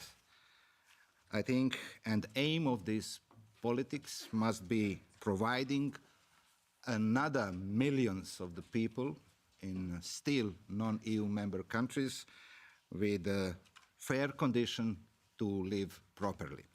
And our job here is to examine, is it possible to put our imprint as a socialist democrats, our imprint, political imprint on that policy? So I would like to know better from the people we invited to share with us their experience, because we are talking about people deeply involved in internal political affairs of their respective countries. And of course, I will start with our colleague coming from Georgia, country we mentioned very much in the course of the current year and a half. It's Mr. Georgi Kakharia, member of the parliament, former prime minister of Georgia, and of course, Mr. Georgiou, now I will give you floor to start panel. Thank you. I'm a member of parliament, but boycotting this parliament. Good to know. Because we have to remember that the last parliamentary elections in Georgia, unfortunately, was rigged and manipulated, and there is no European governments who are recognizing the parliamentary elections as well as government. So first of all, it's a great honor to be here. And I share with you not only domestic political environment, but at the same time, the Georgian people's aspiration regarding country's European future. We all are talking about enlargement.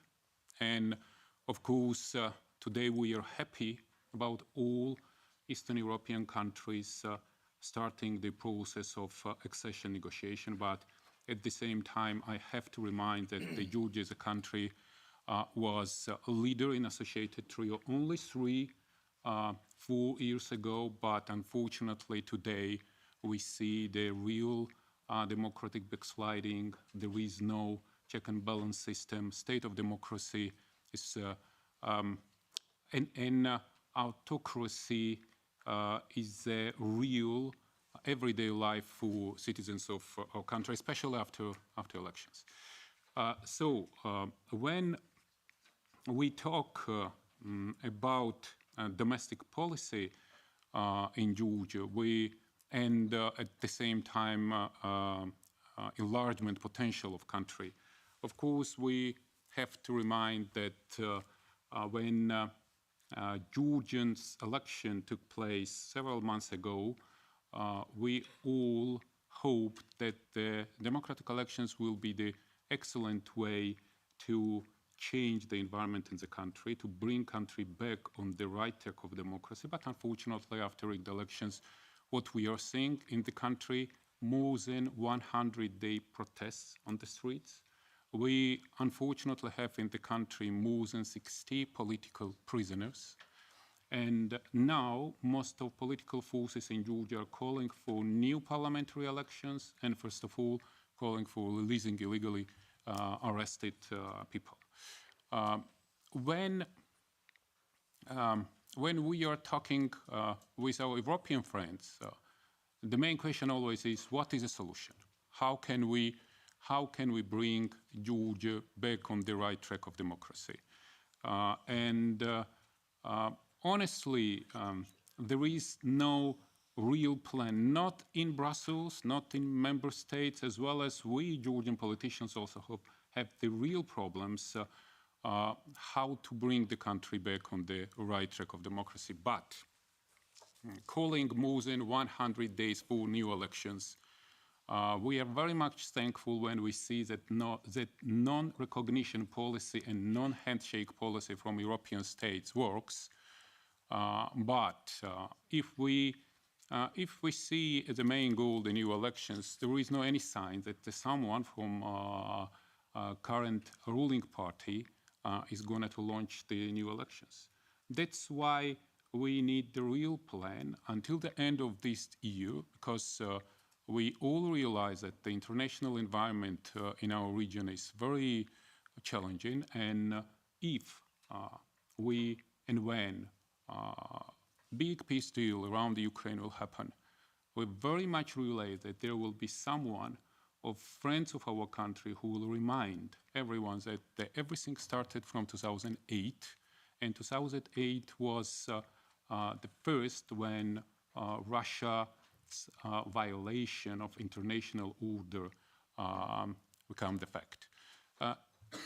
For me, why this international dimension is so important? Honestly, we all hope for peace in Europe. At the same time, we all understand that the peace is possible after the Ukraine will win and after the peace deal will happen. But at the same time, we understand that the sides of this peace will be Western democratic countries and Russia.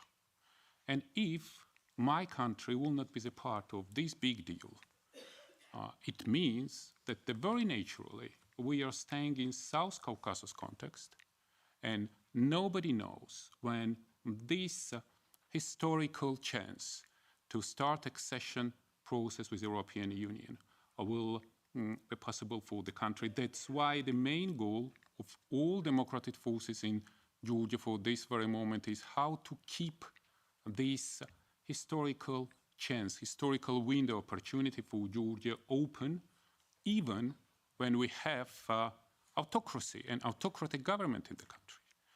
Because when we are talking about this historical chance, we all understand that it has its limits in time, and it's impossible for accession process to wait for Georgia years. At the same time, from the other side, we don't see the fast solutions when it comes to Georgia's democracy. So we very much realize that the SND group, as always, were very supportive of Georgia's democracy, Georgia's European aspiration. We all have to support the people who deserves this process of accession and European future. Why? we all understand that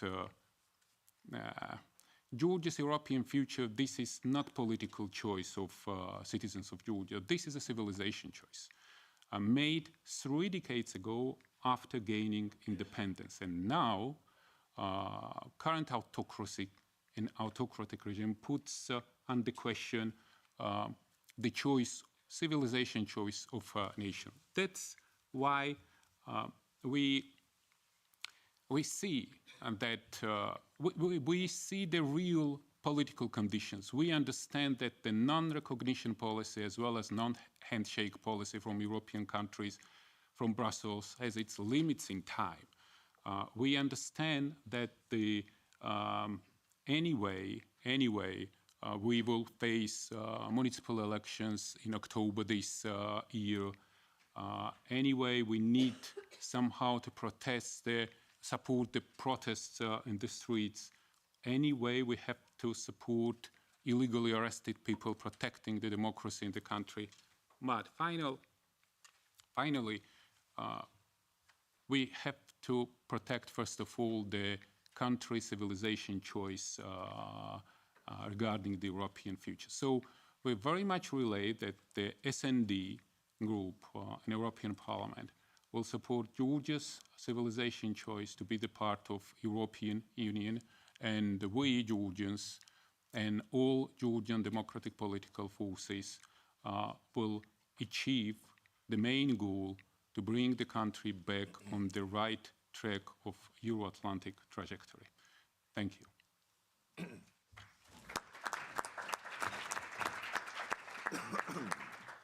Thank you, Mr.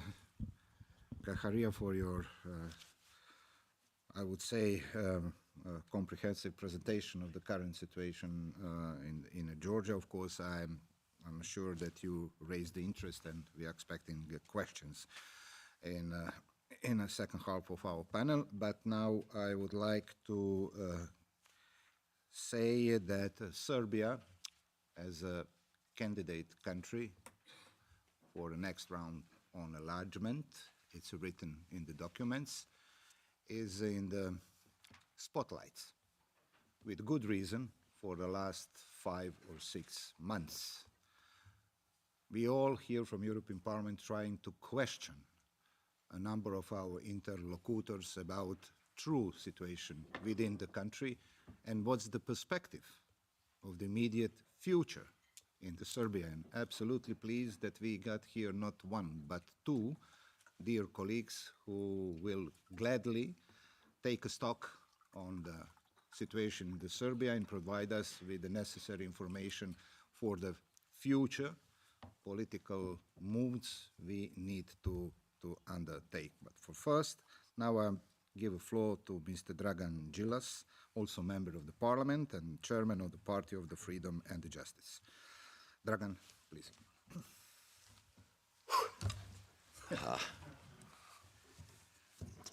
This is one of the hardest speeches I've ever had given my life, really. I spent a long time thinking about whether to even come to Brussels.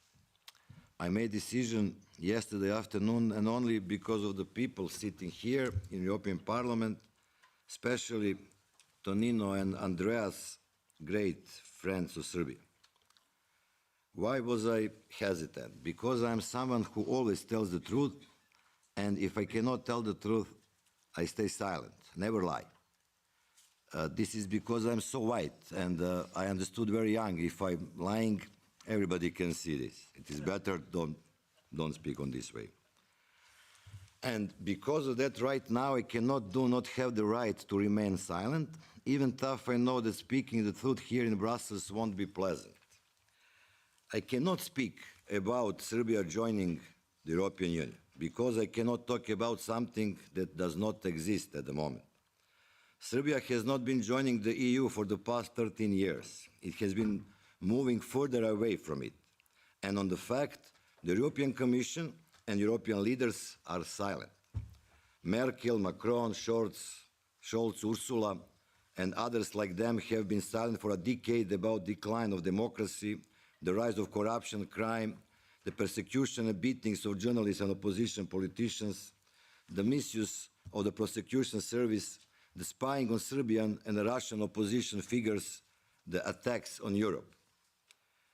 While Vučić breaks students' jaws with baseball bats, calls university rectors to the face of evil, and cuts teacher salaries for striking, the European Commission remains silent.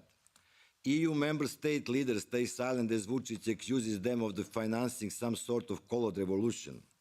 Europe remains silent while Vučić calls in the FSB to prove that tens of thousands of people who were targeted with sonic weapons on 15 March in Belgrade are lying when they report health issues to doctors. They are silent even when Deputy Prime Minister Willy thanks Russian intelligence for helping Vučić regime crack down on dissenters. Publicly say thank you. The only thing worse than the deafening silence is when some European bureaucrat or even a leader actually speaks. Then we hear nonsense as they try to hide their willingness to their values for interest. Democracy for lithium, shells for Ukraine in exchange for the rule of law, fighter jets for media freedom, and airport concession for human rights. This kind of interest-driven support from European bureaucrats for a Balkan dictator dressed up as some kind of process is destroying the idea of united Europe. They speak of process, but not of people. And yet, only the people in the streets of Serbia are fighting for European values: truth, justice, institutions, democracy. They went to live like normal people across the continent in whose freedom their ancestors gave them lives and their limbs. They are not afraid of police cordon, masked thugs, or known criminals. They are not afraid of firearms, knives, or chains wielded against them. These people are invisible and irrelevant to the most European leaders and unwanted and dangerous to Balkan dictators.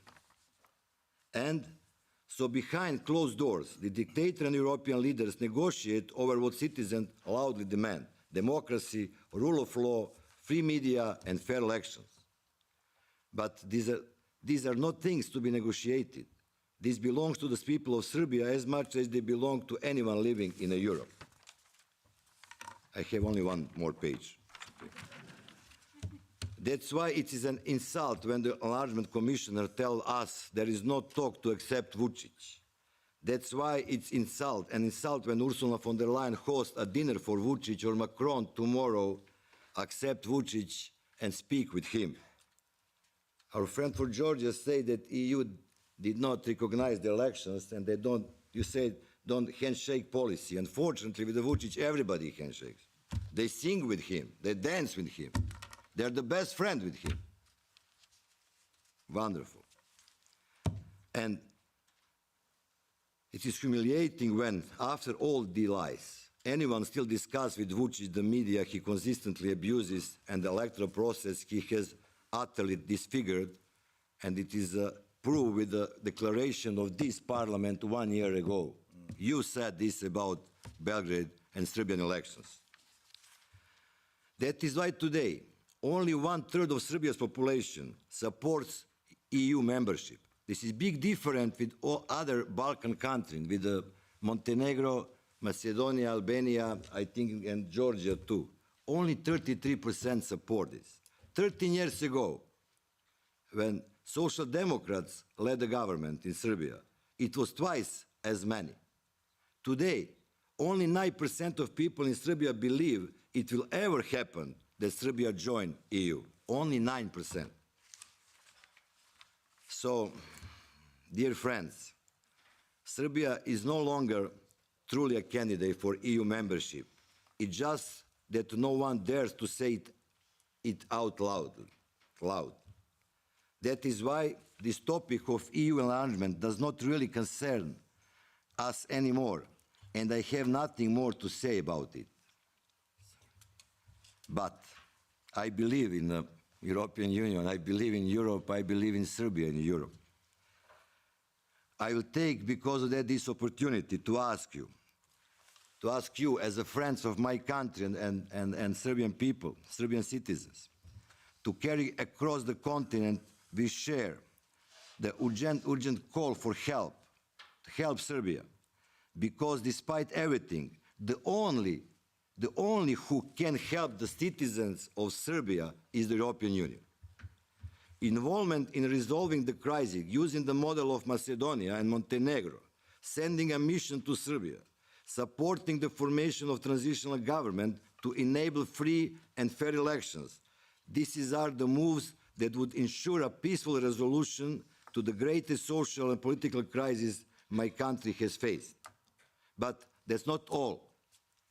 These moves would restore people's faith in the European Union in Serbia, turn them back toward Europe, and show that we have not been forgotten or abandoned. If there is no will or strength for that, then all that remains is to remember the lyrics of the great George Balašević, ex-Yugoslavia people know who is this guy. He said in one song, "Travel on, Europe, don't wait for us. Don't wait for us, because soon we may no longer exist." Thank you very much.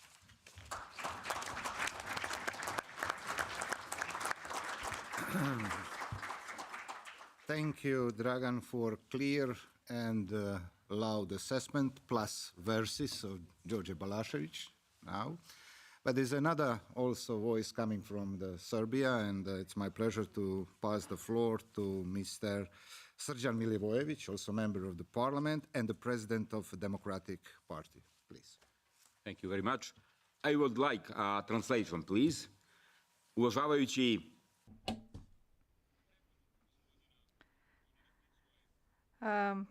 Tonino Picula has recommended that because of all the things that are happening in Serbia at the moment, I will speak in my own language, because it is very important that all the information be transmitted very precisely. First of all, I bring you freedom greetings from Serbia.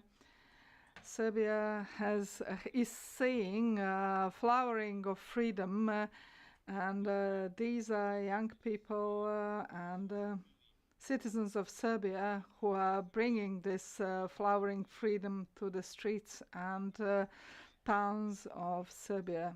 Because, as you know, young people in Serbia at this moment are sitting on their bikes and heading towards Brussels to send their message of freedom and tell you what is happening in Serbia. And I would like to thank you, all of you here, Socialists and Democrats, for the support to Serbia and citizens of Serbia. Thank you for all your assistance in our fight and clarifications on what is going on in Serbia. Thank you so much from all our citizens and from me personally for all the MEPs and their support for Serbia in the European Parliament. About a month and a half ago, I said that students from Serbia would head towards Brussels. And unfortunately, they are doing this because in Europe, there are still politicians who believe that Aleksandar Vučić is a protagonist of peace and stability and a keeper of peace and stability in the Balkans. I am one of the founders of the resistance movement, and when our movement, which is called Resistance, was founded, there was another dictator in power in Serbia. This was Slobodan Milošević, and Aleksandar Vučić was his partner at the moment. And Milošević at that time was also saying he was the keeper of peace and stability in the Balkans, but we all know how this ended. At the end of last year and the beginning of this year, what we are witnessing is that there is a new movement on the political scene in Serbia. This is the student movement. This is the most progressive movement which has appeared in this century on European soil. These are people who started a fight for freedom, liberté, égalité, and fraternité, as you know. Serbian youth at Serbian streets today, but also on European roads, such as these cyclists, are asking for the for laws to be respected, for the constitution to be respected, for the laws to be applied to everyone, not just for the opposition, while the power respects no law. So we see these pictures of people, Serbian youth in the streets. We hear them listening to Rise Serbia song.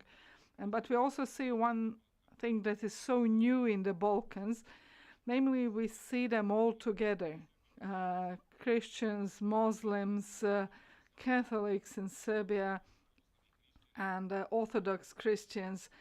These young people do not see themselves divided by religion or ethnicity, which is so important for the Balkans. So there is this feeling of commonness.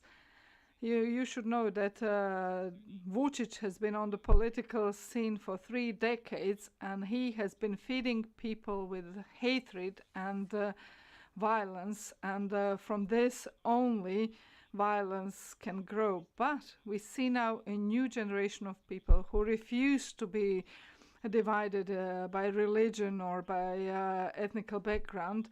And the only divisions young people know now is the division between hardworking, decent, educated people and primitive brutes on the other hand. So this message of these young people deserves to be supported by the EU, by Europe, to be supported by every human being in politics anywhere in Europe, in Serbia or in Europe. So the pictures of these young people, where you see them in folk songs and folk dances together, Catholics and Muslims and Serbs. This shows that Vučić has not managed to spoil the minds of young people in Serbia. Namely, Vučić uses his public media explaining to us that in Brussels or in Zagreb, Mr. Picula is waking up with one thing on his mind, and this is, what can we do against Serbia today? So we see that there is a generation of young people growing up now who defy such rhetorics. This is a new picture of Serbia.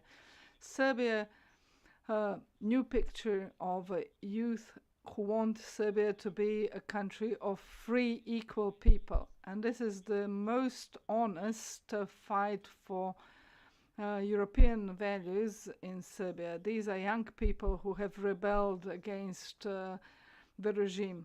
And this is now majority Serbia, which is day by day in a non-violent manner is fighting the biggest bully in all of Europe. This is a resistance against a man who taught them how to hate, and despite this, they learned how to love. So this is not a fight or struggle for power in Serbia. This is an epic struggle of good and evil, of good against evil. This is a conflict with anti-civilizational politics, of generating hate and violence, which gave rise to biggest conflicts in the Balkans in the past century. Unfortunately, Vučić has managed to present himself as somebody fighting for stability and democracy. You know who Šešelj is. He's a convicted war criminal.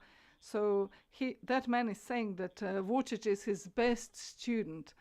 So Vučić has now put over a new skin over this previous skin of his. So some people now actually believe he's the keeper of freedom and democracy and stability. We don't have stability or democracy, make no mistake, but at least we have some hope that the rebelling university now still preserves some idea and hope for European values. And I have to tell you that it is absurd that such a movement for freedom and fraternity, which is flooding the streets of Serbia day by day, does not carry any of the European flags with them. Why? This is the consequence of the fact that some of the most influential politicians in the EU who are not socialists or democrats supported this most vicious regime in all the Balkans. And it is so disappointing for us that this support is still continuing to the Serbian regime. On the 15th of March, over 500,000 people went down to Serbian streets. And Aleksandar Vučić turned against his own people, sent notorious criminals against them from organized criminal groups, notorious criminals. So this was not enough. So what he did is sent against these young people the protagonists of the armed incident in Banjska, and these 80 people who were protagonists in the attack in Banjska and were not prosecuted were sent against young people. And then he sent the special ops group notorious in the Balkans, who were also those who killed the first democratically elected Prime Minister Zoran Đinđić. So these are the people that Vučić sends against his young people. And he used sonic weapons on the 15th of March. He fired a sonic gun on his own people with the idea to cause a stampedo and new victims. And it was only because of the presence of mind of the opposition leaders and the citizens that this was finally avoided without major loss of life. But after this, country which is a candidate for EU membership, which in its constitutions says that it is devoted to European integration, called the Russian security service to determine whether sonic weapons was used or not. Namely, the same service which on 23rd November 2006 in London killed Alexander Litvinenko with radioactive polonium and also responsible for the death of Navalny. So can you imagine the paradox? While Ukraine is being bombed, Vučić calls on members of the Russian Federal Service who will keep the Balkan Lukashenko in power by saying he never used a sonic weapon. So if a country wants to join Europe, and I mean Serbia has the army and the police, if they cannot determine themselves what happened, so if you're a candidate for EU membership, you should turn to your European partners and say, now we have a situation, we need some help, can you help us determine whether this or that happened? No, he goes and turns to the Russian Federal Service. So we have another problem. What Vučić promises in Brussels in English, after the Munich Security Conference, Volin says that Alexander Volin, after the security conference in Munich, goes to Moscow and does not say the same thing in Russian. Maybe he cannot translate it. And even if he does translate this into Russian, he certainly does not translate that into Serbian, because they keep saying different things in different places. Though what they are saying is that this is a hidden revolution supported by Brussels and Zagreb, or maybe by some other regions in the Balkans. So the exit from this crisis is not free elections, because under Vučić we cannot have free elections. You know what was the observer opinion after the fake elections in 2024? OBS said that such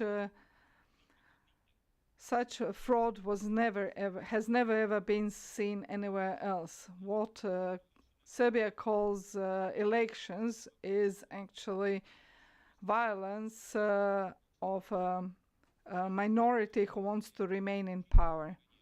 So the only way out of this crisis is to form a technical government.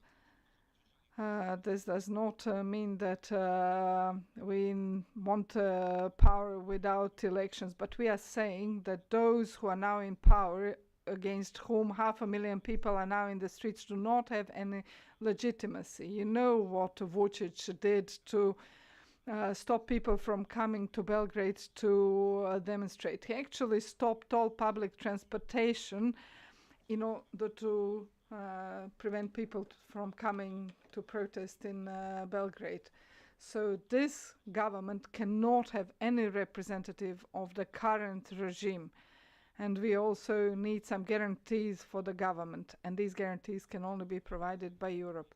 Namely, it is in European interest that this crisis be resolved in a civilized manner, in a way that it is done in other problematic regions in the Balkans. If Europe turns back to Serbia, this will not be the first time that Serbia has been left alone in a difficult situation, but history has shown that this is the worst choice both for Serbia and for Europe. So please do not provide any further support to the current regime. Please support Egalite, Fraternite and Liberté of this great movement, which will free Serbia and other Western Balkan countries from kleptocratic nationalists and bring us to our rightful place in Europe. Please do not have other interests which will let you turn away from the legitimate calls you hear from the movements in Serbia. Please wait for the students who are coming on bicycles to Europe. Namely, in Serbia, these young people on a bicycle are trying to leave behind all of us an old, corrupt, kleptocratic regime, because corruption in Serbia is now killing people.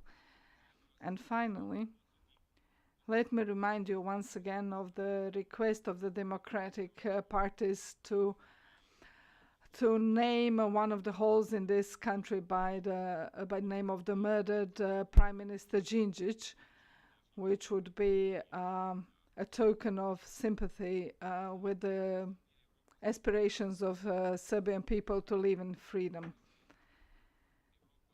Maybe Europe has grown tired of enlargement, but I'm really convinced that Europe is not tired of freedom, solidarity and fraternity. So support these aspirations of the Serbian people.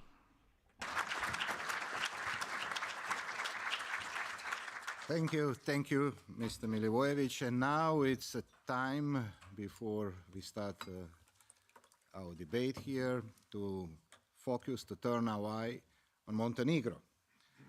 Formally, Montenegro is a front-runner in enlargement process, but it's not without controversy.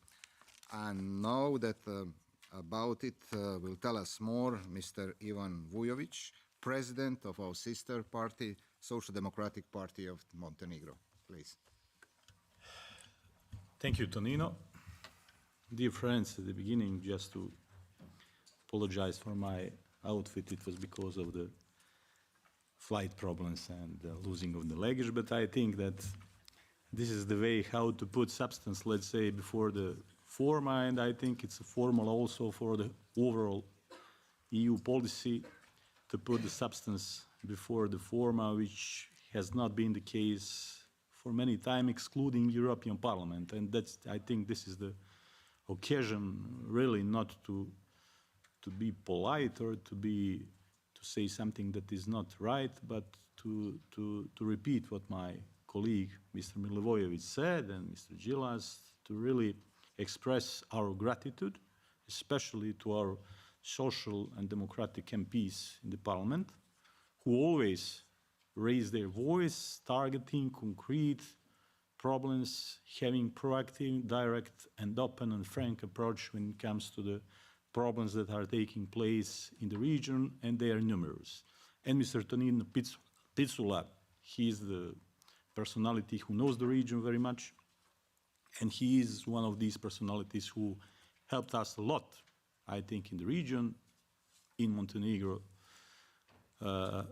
also, and to try to, let's say, open the eyes to the others who are not willing to have that kind of the proactive, direct, and frank approach, I would say. When it comes to the, we are finding, I try to give, first of all, this broader approach, let's say, where we as the European Union and the whole geopolitical stake is taking place. At the moment, I think we are in some kind of the crossroads, and we witness what is going on at the geopolitical stage, and it has to have this kind of the reflection on what is going on in the European Union, what is going on in the Western Balkan, as what Churchill said, it's the softest belly of Europe. And if you have negative practices, if you have negative tendencies worldwide in our Euro-Atlantic space, in European Union, then be sure that such tendencies are especially seen, especially visible, and especially put in place in the Western Balkan, in those candidate countries for EU. I could say maybe today we are technically, bureaucratically, formally closer to EU, because maybe when comparing to what happened a few days ago, maybe we have more closed chapters, but I'm not sure that when it comes to system of values, that today we are closer to European Union than we used to be 4, 5, or 10 years ago. That's something that we should all take in mind, have in mind. And what is going on in Serbia is just, let's say,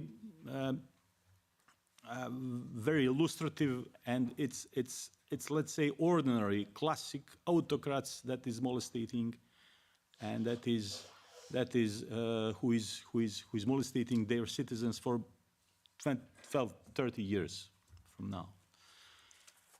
And I think I would agree, because we've been in one state for many years, for many decades, and as Mr. Picula also, we from Montenegro even more are familiar with what is going on in Serbia. I'll try not to repeat what my two colleagues from Serbia said, but really what is going on there is practically some kind of democratic revolution. And as regards Vučić regime, I would say maybe for some of us it would seem like a harsh definition, but I'm completely positive and I'm completely sure that this Vučić regime is much worse than Milošević regime. Is much worse than Milošević regime when it comes to the system of values, when it comes to political tactics, when it comes to control of the whole of the society. Fortunately, the other circumstances are not like in Serbia, Montenegro, or former Yugoslavia in the 90s, so the consequences are not as huge as they used to be there. But difference between, you know, what's the difference? Milošević was, let's say, socialist, and Vučić is radical. Vučić is radical. He is the best pupil of war criminal Vojislav Šešelj. And that's why I completely agree with my colleagues who expressed their madness, let's say, with how some EU functionaries, how some EU bureaucrats, how some EU people from the Commission, so on, is treating this problem. I'm excluding European Parliament or most of European Parliament from that. And because there is no space to be between when it comes to what is going on in Serbia these months, let's say so. When it comes to Montenegro, you know, we have to bear in mind that Vučić, we can define him as Putin proxy, let's say, in Western Balkans, in European Union neighborhood. But we have in Montenegro political forces which are Vučić's proxies or Putin's proxies directly. being in power in Montenegro, being strong in power, and I'm afraid being stronger and stronger. And some local elections that are taking place and campaign these days in Montenegro, I'm afraid, is going to show that. And those forces who thought that with open Vucic and Putin proxies, pro-Russian forces, substantially pro-Russian, not declaratory. Declaratory are all pro-EU. Vucic saying that he's for EU, even less and less, but he still says that he's for EU. And I would remind on one very good definition of our Moldova on the previous panel, who defined them as pro-EU personalities or pro-EU forces overnight. These are pro-EU forces, let's say, overnight, who are also in power, some of them, in power in Montenegro. I think we should be more afraid of such personalities or such forces than from those who are openly anti-EU.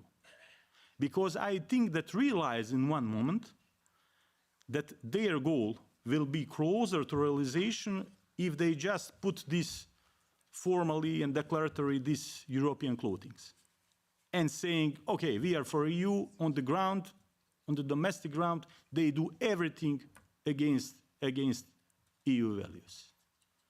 And that's the problem. That's the big problem. Not so expressed, not so visible, and not so dramatic like in Serbia, but also in Montenegro. You know, when Serbia was fighting against Milosevic, you had in Montenegro strong anti-Milosevic government. Strong at that time government who made dissolution from this Milosevic regime in one period, 1997. And we, at that period, demonstrated strong support in many, many ways to the Serbian opposition of that time. Mr. Djindjic was leading, let's say, substantially the Serbian opposition. Today, do we have, let's say, from the Montenegrin side, that kind of the support? No. My party is one of the rarest party, let's say in Montenegro, which demonstrated strong support to the Serbian students, to the democratic requests, to the request for democracy, for more freedom, for liberation from autocratic regime in Serbia. No one from these ruling parties in Montenegro didn't do that. Just one remark, trying to be, let's say, trying to be productive, referring to what Mr. Milivojevic and Mr. Gila said when they claimed the request for, not them, but we know that these requests for transitional government in different forms, different shapes, I think are being heard. That we had such example. It's good for you to know. Some of you knows that, but 2016, when we were in the political crisis in Montenegro, we had, it was not dramatical like today's in Serbia, but we had support, we had assistance from Commissioner for Enlargement, that time Mr. Hahn it was, from our delegation in Montenegro. We had political willingness in EU to foster this process and to be part of this process of creating of transitional government in Montenegro in 2016, which in some way relaxed political tensions in political situations. So there is a space for EU to do something more productive, not to act like practically alive of Vucic. It's kind of perception that people in Serbia and people in the region can some kind of the conclusion can have, but to act, for example, in this direction. Thank you. Thank you. Thank you, Mr. Vujovic, and we heard presentation coming from the three countries, Georgia, Serbia, and Montenegro.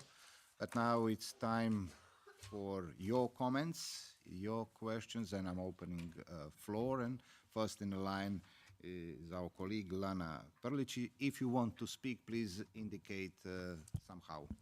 Yes. Yes. Thank you, Mr. Picula. My name is Lana Perlic. I'm coming from Bosnia and Herzegovina. I'm representing the Social Democratic Party of Bosnia and Herzegovina. And first of all, I would like to thank for the opportunity to speak here today, and also to send you regards and apology from the President Nikšić, and also he is now as a Prime Minister of Federation of Bosnia and Herzegovina, and also as a President of the Social Democratic Party. Is now on multiple sides, let's say, not just a negotiation in the process of trying to put out of the coalition Mr. Dodik, but also of the leading the federation. I will try to sum up as shortly as possible what is happening in Bosnia and Herzegovina, and I'm sorry if I repeat some things that you already know, but I will try to use this this opportunity to tell you what is going on very shortly. I will not mention what government that is led by the SDP and President Nikšić is doing, because those are the good things. But bad things that are happening and that are threatening the peace in Bosnia and Herzegovina like never before since the 1990s, it is maybe not so grateful to talk about good things while we have threatening peace and security in Bosnia and Herzegovina. So Dodik is the person who is on the blacklist of the many countries, not just in Europe, but also the American blacklist. Also, he had attack against the constitutional order, where he, as a president of Republika Srpska, signed the document where he naturalized job of the police and prosecutor office in Republika Srpska. So the main question is when he will be arrested. So everyone is asking that.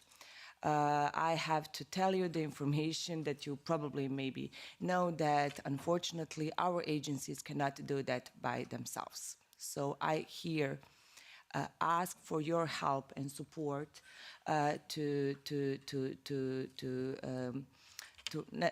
will not say the word pressure, but to help us in assisting by the side of European Union forces for Bosnia and Herzegovina to assist to our institutions to arrest Dodik. Since we have information that is public now, that if forces of police forces of Bosnia and Herzegovina do that just by themselves, there is some information that Dodik will not react in a good way, and that will threaten peace more. So as the previous representatives of the countries and the parties said, there is open a great space for the Russian influence, not just in the region, but also in Bosnia and Herzegovina. And that is happening through also Dodik by his great fathers, that is Putin, Vučić, and Orban. Also, I would like to mention that, as at the very beginning of my speech, is that SDP is right now in a coalition with Dodik. But we are trying to change that since we said that we will no longer be in a coalition with a person who did not find the EU path and peace and security as priority in Bosnia and Herzegovina. And the last, I would like to also to thank the SD group members who keep our voice in the EU Parliament, and I would like to offer you any help for any kind of information that you need to be our voice in the Parliament, not just by me, but also from our colleague of Sasha Magazina, which also is the president of Nermin Nikšić, and the others. And the last but not the least, I will say again, so we are trying now to make a new coalition in the state government with the opposition from Republika Srpska, and we call that pro-EU coalition, where the only program will be based on the path to EU. And also I was asked to mention here, but I also saw that previous speakers mentioned that in Bosnia and Herzegovina we have unfortunately some representatives from the EU who are forcing us to sit at the same table and talk to Dodik again. Of course, we are not seeing EU through some of the individuals.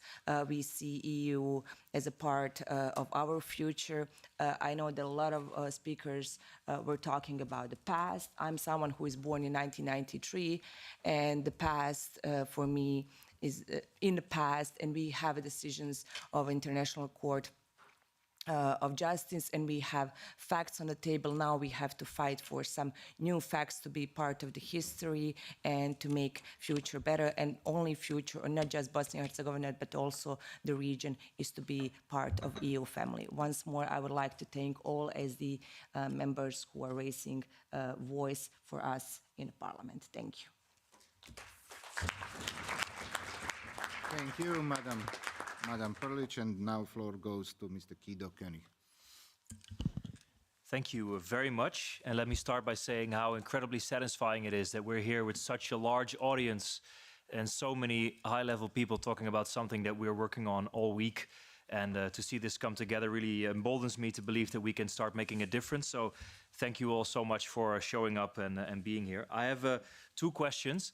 One is, when we look at the previous European Commission period with Commissioner Varhelyi, where hopes and dreams about enlargement came to die, we have a big difference now with Marta Kos, and I'm really curious to hear if there's any experiences that the candidate members can already share about dealing with the current Commission and the plan, what kind of hopes there are, and in specifically about Georgia and also Turkey, really, where the current government is really hard to deal with in terms of enlargement. Do they expect the Commission to also come to them as opposition and kind of a shadow government? Do they see any openings there with the Commission? And just secondly, because I was really impressed by Mr. Gilas's contribution in the beginning, speaking only truth, and the same goes to both parties from Serbia. The current protests, the protesters do not want to have anything to do with the current political parties. And I know the political parties would love to be part of the solution, so I'm asking them, what are they doing to be part of the solutions that the protesters are calling for, knowing that the next chapter will have to become political, so there has to be some way forward where the protests and politics will meet again. I'm really curious what their strategy is to be part of that future. Thank you very much. Thank you as well. Of course, time is running very fast, so I need to close a list of speakers. There's 2 of them, 2 ladies, of course. Madam Uljarević, please. I'm Daliborka Uljarević from the Center for Civic Education from Montenegro, which is the civil society organization. And while I was listening, the leaders of the progressive parties mainly diagnosing the democratic decay in the respective countries, I was also missing to hear the concrete strategies or proposals to deal with these veto players both in the region and, let's be frank, also within the European Union, and how they can do that. I mean, I'm talking about SD Group, civil society and EU institutions, what could be done in a more concrete aspect to boost democratic change. And secondly, how can progressive parties across the region work more closely to counter democratic backsliding and the capture of the institutions? Because previously we haven't seen these clear views. And let me just support this with one example. When these protests in Montenegro have been happening almost 5 years ago, so-called Litijas, which have not been progressive at all, I haven't heard this kind of the criticism from Serbia. Actually, on the contrary, most of the Serbian political parties, including progressive ones, were supporting that. On the other hand, when you ask Montenegrin citizens today whether they support protests in Serbia, which are, I believe, in most of the scope progressive, almost none of the political parties at the level of the government would support that. What I'm trying to say is that I don't see the genuine understanding about the processes within the countries. Everybody is far too much focused on its own country, which is also kind of making the power of the Social Democrats much weaker in the region. Thank you. Thank you, Madam Milovic. And finally, Madam Iliriana Johnny. Thank you. Iliriana Zoni from Carnegie Europe. Due to the context of my question, I would like to speak in what I call Montenegrin, but will be easily understandable in Serbian and Croatian as well. Mislim da govorim za sve mlade ljude sa Balkana. I believe I'm speaking on behalf of all the youth of the Balkans who are proud of the youth of Serbia, who are showing their defiance in the face of the authoritarian region of Mr. Vučić. Apart from the orange elephant that Mr. Piccola has mentioned in the previous session, we need to also talk about another elephant. Before the European flags appeared in the protests in Serbia, the flags of Kosovo were worn by the cyclists who are cycling from Serbia towards Europe, towards Strasbourg, and these flags speak in favor of Kosovo being a part of Serbia. Prime Minister Kurti was also present here. And the question would be to Mr. Gilas and Milivojevic and Piccola. So since we're talking about the same political group, are there any initiatives for a dialogue between the three of you concerning this issue? So how are you viewing the situations, and how do progressive parties differ when it comes to this situation? Thank you. I'm pleading to all panelists to do the miracle. Not to enter European Union tomorrow, but to try to answer these questions and comments in maybe next, let's say, 12 minutes before we pass the floor to our coordinator for Foreign Affairs, Mr. Nacho Sanchez Amor. Let's start reverse from Mr. Vučić. I will try to reflect on what respected my friend Mr. Delborg has said, and just one remark. That was maybe not so well expressed like she does, but that was also my point. We are not enough interconnected, and we cannot say. That's why I said we cannot say what's going on in Serbia. That's very nice excuse for our ruling party personalities and representatives. Okay, it's internal business of Serbia. We don't care about that.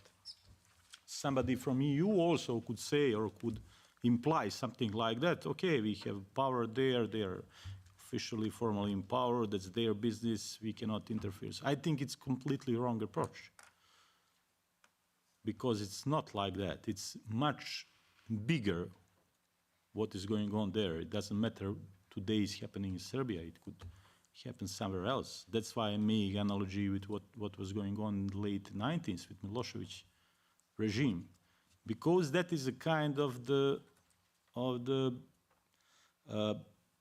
let's say center which disseminates so toxic, destructive and negative influence all over the region.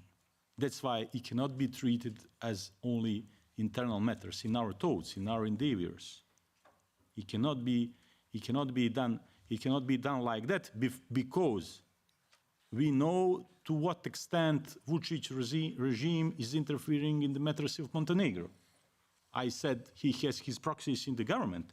We know to what extent Vučić regime is interfering in the processes in Bosnia and Herzegovina.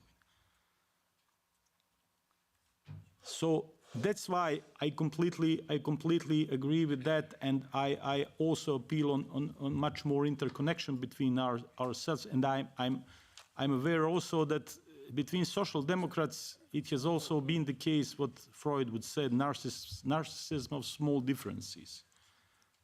That's something that we have to overcome. We have something like that within one country, between similar forces, that we cannot sit for one table because we have some, I don't know, problems from the past. We in Montenegro, my party, overcame that and created one bigger political platform called European Alliance with some forces which are ideologically practically the same in spite of some differences in the past. I think that we should follow that kind of examples. Thank you.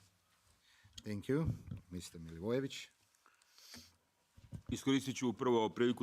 I will use this opportunity to answer the question about how to exit this ongoing crisis in Serbia. The Democratic Party has supported forming a university government where experts from the university would make up a government. The university at this moment is a segment of the Serbian society which enjoys the greatest confidence from the citizens, far more than the institute of the president or even the parliament or local regions. It is not hiding behind the university, it is just trying to show Vučić that we do not want the government without elections, whereas on the other hand he has lost his legitimacy in forming government. And then of course we have the actions of EU, which should guarantee that whatever is agreed upon needs to really be implemented. When talking about Montenegro, I believe that they are very well advanced on their path to the EU. Aleksandar Vučić is, I think, more concerned with stopping the country in joining the EU than he is occupied with other regional problems. I'm a Democrat, and I think it is polite that somebody from Serbia gets involved in internal matters in Montenegro, something that Aleksandar Vučić is doing and which is bad political behavior. So I'm also convinced that the youth of Serbia will resolve any conflict without any violence. What they are doing is without any influence of any of political parties. It is of their own accord. And same as you have some other flags showing up in the protests, you have the flag of Kosovo talking about Kosovo being a part of Republic of Serbia. And I would like to warn everybody that it's reality for some. Thank you, Mr. Gilas.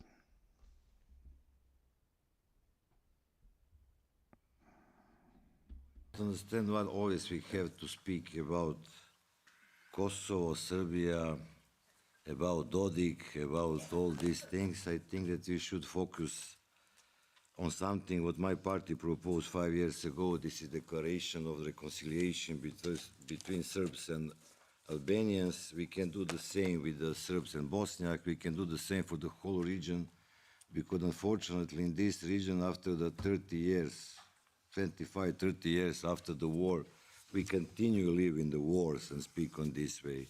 And it's a lot of young people, these young people, and you mentioned they born in the Serbia after the war. They did not remember this time, in this period of this time.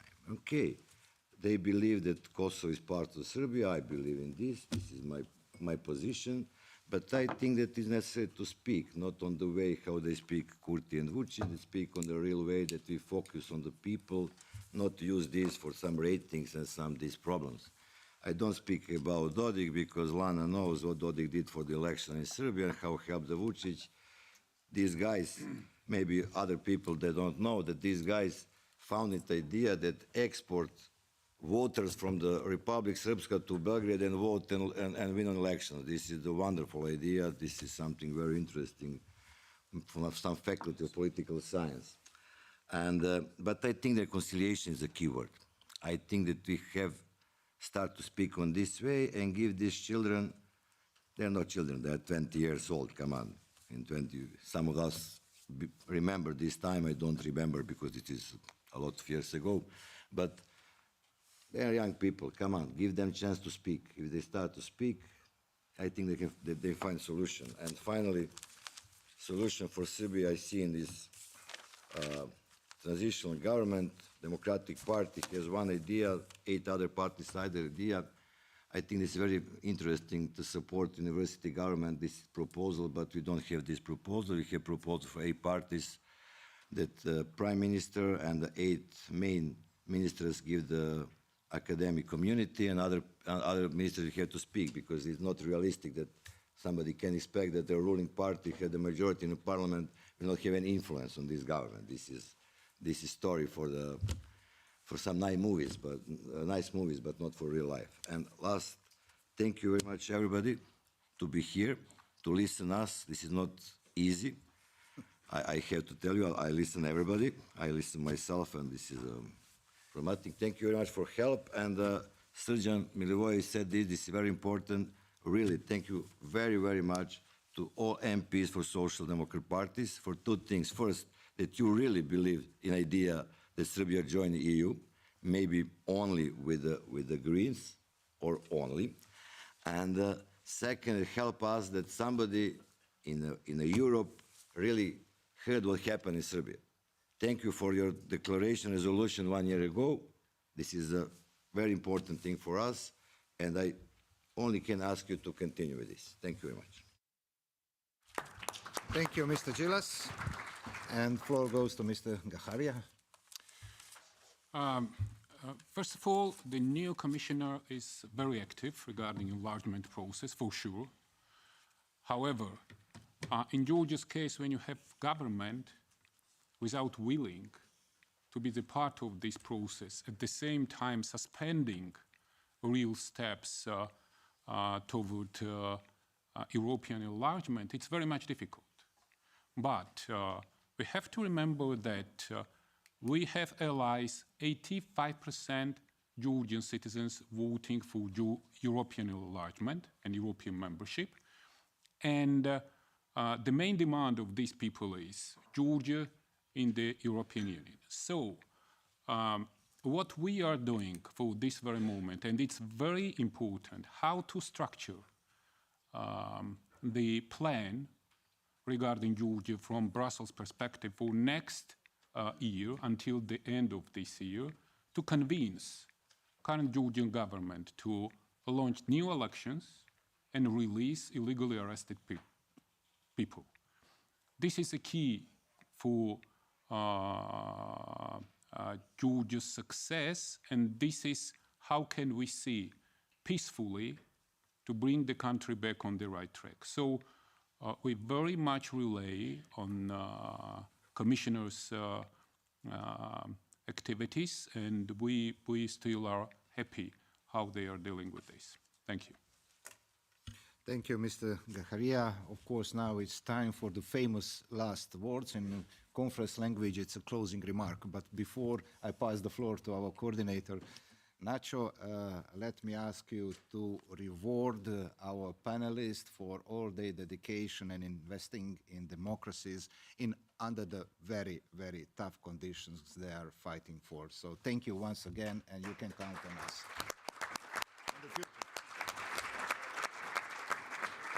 Nacho. Thank you. Thank you, Tonino. Thank you, colleagues. Thank you, panelists and friends. Some personal friends I would like to mention. Tom, thank you for your work. Giacomo, Onur, Eyüp, Dimitri.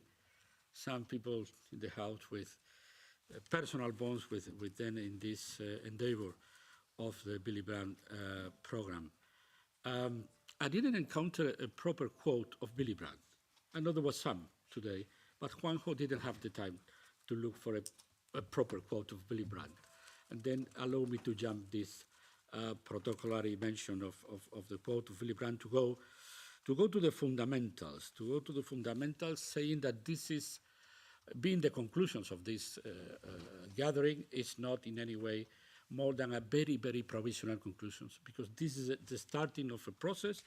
This is starting of, I hope it's going to be a fruitful path to the participants in the Willy Brandt. In itself, the fact of we are reshuffling the Willy Brandt program is a political declaration. It's a message in itself of our recommitment as a social democrat family, many of the members here, with enlargement. And for that reason, I think in this inauguration gates of the program in the new format, is good to come back to the basics, to come back to the fundamentals. Recalling that historically the appetite for enlargement has been linked to geopolitical occurrences, to the geopolitical situation. It happened with the young democracies in the south of Europe after the dictatorship. It happened with the Berlin Wall collapse, and always in the beginning of the process of regaining appetite for enlargement, there was some kind of geopolitical seismic or less seismic move. In our case, it has been the war of aggression of Russia on Ukraine that has, let's say, put in shambles the security architecture of Europe and created, again, the appetite for enlargement. It was Russian. It's true that Trump created a new mood for many reasons, but it's good to remind that the process of putting again enlargement in the agenda was born well before the second Trump. Even if I think if the fact of the war created the necessity of thinking on enlargement in a reactive, in a defensive mode, inevitably, I think the Trump policies, can we call about policies or attitudes? The Trump things have created a different mood. And the mood is not so defensive, it's more linked to the feeling of proud.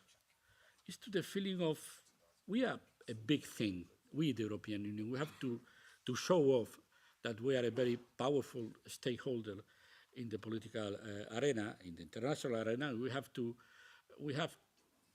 follow what many citizens are doing, because in the last years, demonstration with European flags, point blank, happened in Georgia and in many other, but not in the European countries. And now we are having some demonstration of young people in our capitals waving European flags, and we have to learn the lesson of sometimes we have to show ourselves with more proud, being more assertive, and being very proud of what we did, and we are able to do. But geopolitics mean being at the origin of some of the processes, of the waves of enlargement. It can be the drive of the process. We have to be very clear on that, and it's good to remind everyone that even if the geopolitical occurrences are at the origin of the appetite, the accession process is what it is. It's normative, it's well ordered, it's having to fulfill and to deliveries in the fundamentals and many other chapters, and there are no shortcuts. Meaning, allow me to repeat a thing to everyone that I sometimes use to my Turkish colleagues. Membership is about democracy, no shortcuts. Partnership could be another thing, more transactional, more flexible, more dictated by the urgencies of the moment, but membership is about democracy, and there are no shortcuts. And there are no shortcuts to anyone, meaning it's not a shortcut in the sense that is being used currently by the Turkish authorities that are spreading universally in the public opinion in Turkey. Our military power is opening the gates of being member of the European Union. This is in every TV, radio, and paper in Turkey is that thing. And on the other side, not for being more threatened or more attacked or more at risk, we can jump the process or the stages of the accession process. The accession process is what it is. It's very demanding. I have my own personal experiences because my country, Spain, it's a relatively young member of the European Union. I know how difficult and demanding was the process of the accession of my country. But even we have some vaccines. Sometimes the authoritarian leaders that we suffer in some candidate countries, they always with this rational. Yeah, of course, democracy and so on, the fundamentals and Copenhagen, but you have Hungary. Meaning, yes, we have to say, yes, we have Hungary. But Hungary is the vaccine, not to repeat again the mistake of having on board immature democracies.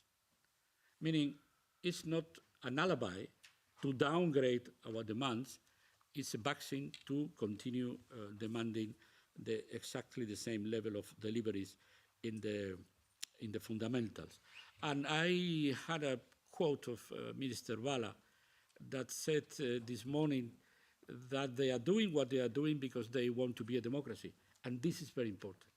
There are no incentives to substitute the political will to become a democracy. Europe is not obliged morally to drag any country to be a democracy. We can have incentives for every part of the process, for agriculture, for banking, for whatever. But we can't in any way substitute the political will of a society to become a democracy. And for that reason, when sometimes use the idea of we didn't have incentives enough, and meaning you only started the process of being a member of the European Union for some incentives, and not for the deep-rooted political will of democracy, this is a mistake. And we have to remind everyone that the political will of being a democracy is the most deep fundamental of the accession process, and it can be substituted, and it can have incentives in some way. What is the dilemma? The dilemma is the dilemma that we all have experienced.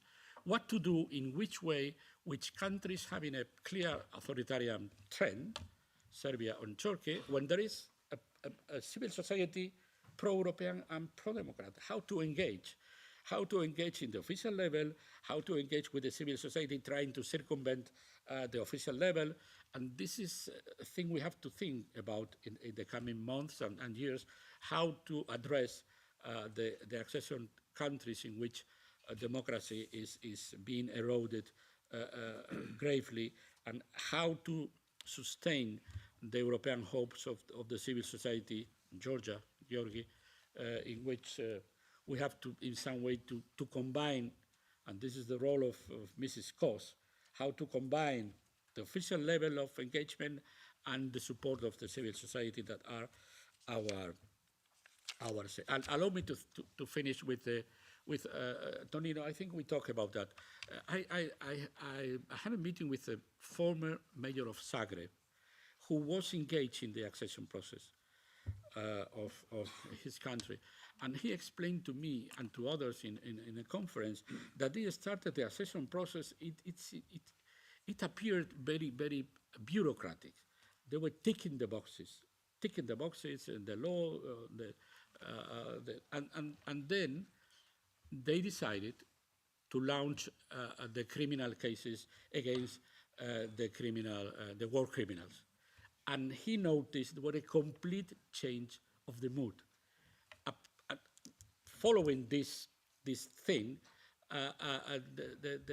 the mood of the European Union was different, because there was the proof of a commitment of doing not easy things that is part of the accession process.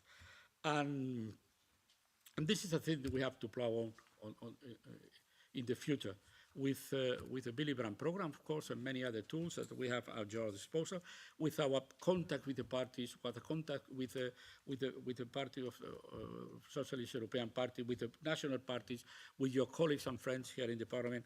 There are many ways, but I think the Willy Brandt program with this new format is condensating a little bit our political will to really conduct the accession process in your cases with a progressive agenda, and imply not only the things that sometimes in the other side of the Rubeliard are very real political things.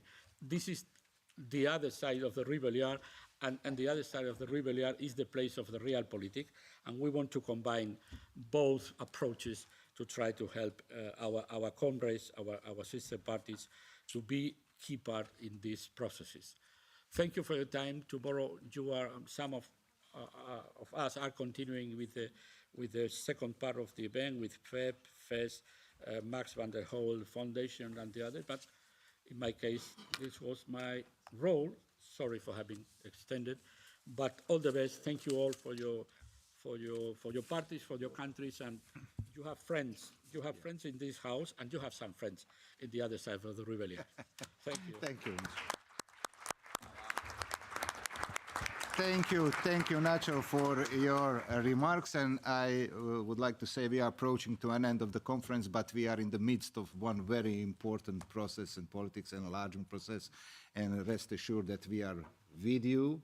We try to guard you and guide you in all possible ways we can. But of course, I would like to thank to our colleagues from the Secretariat, from S&D Group, who made all this possible. Thank you, and interpreters as well. Thank you. See you.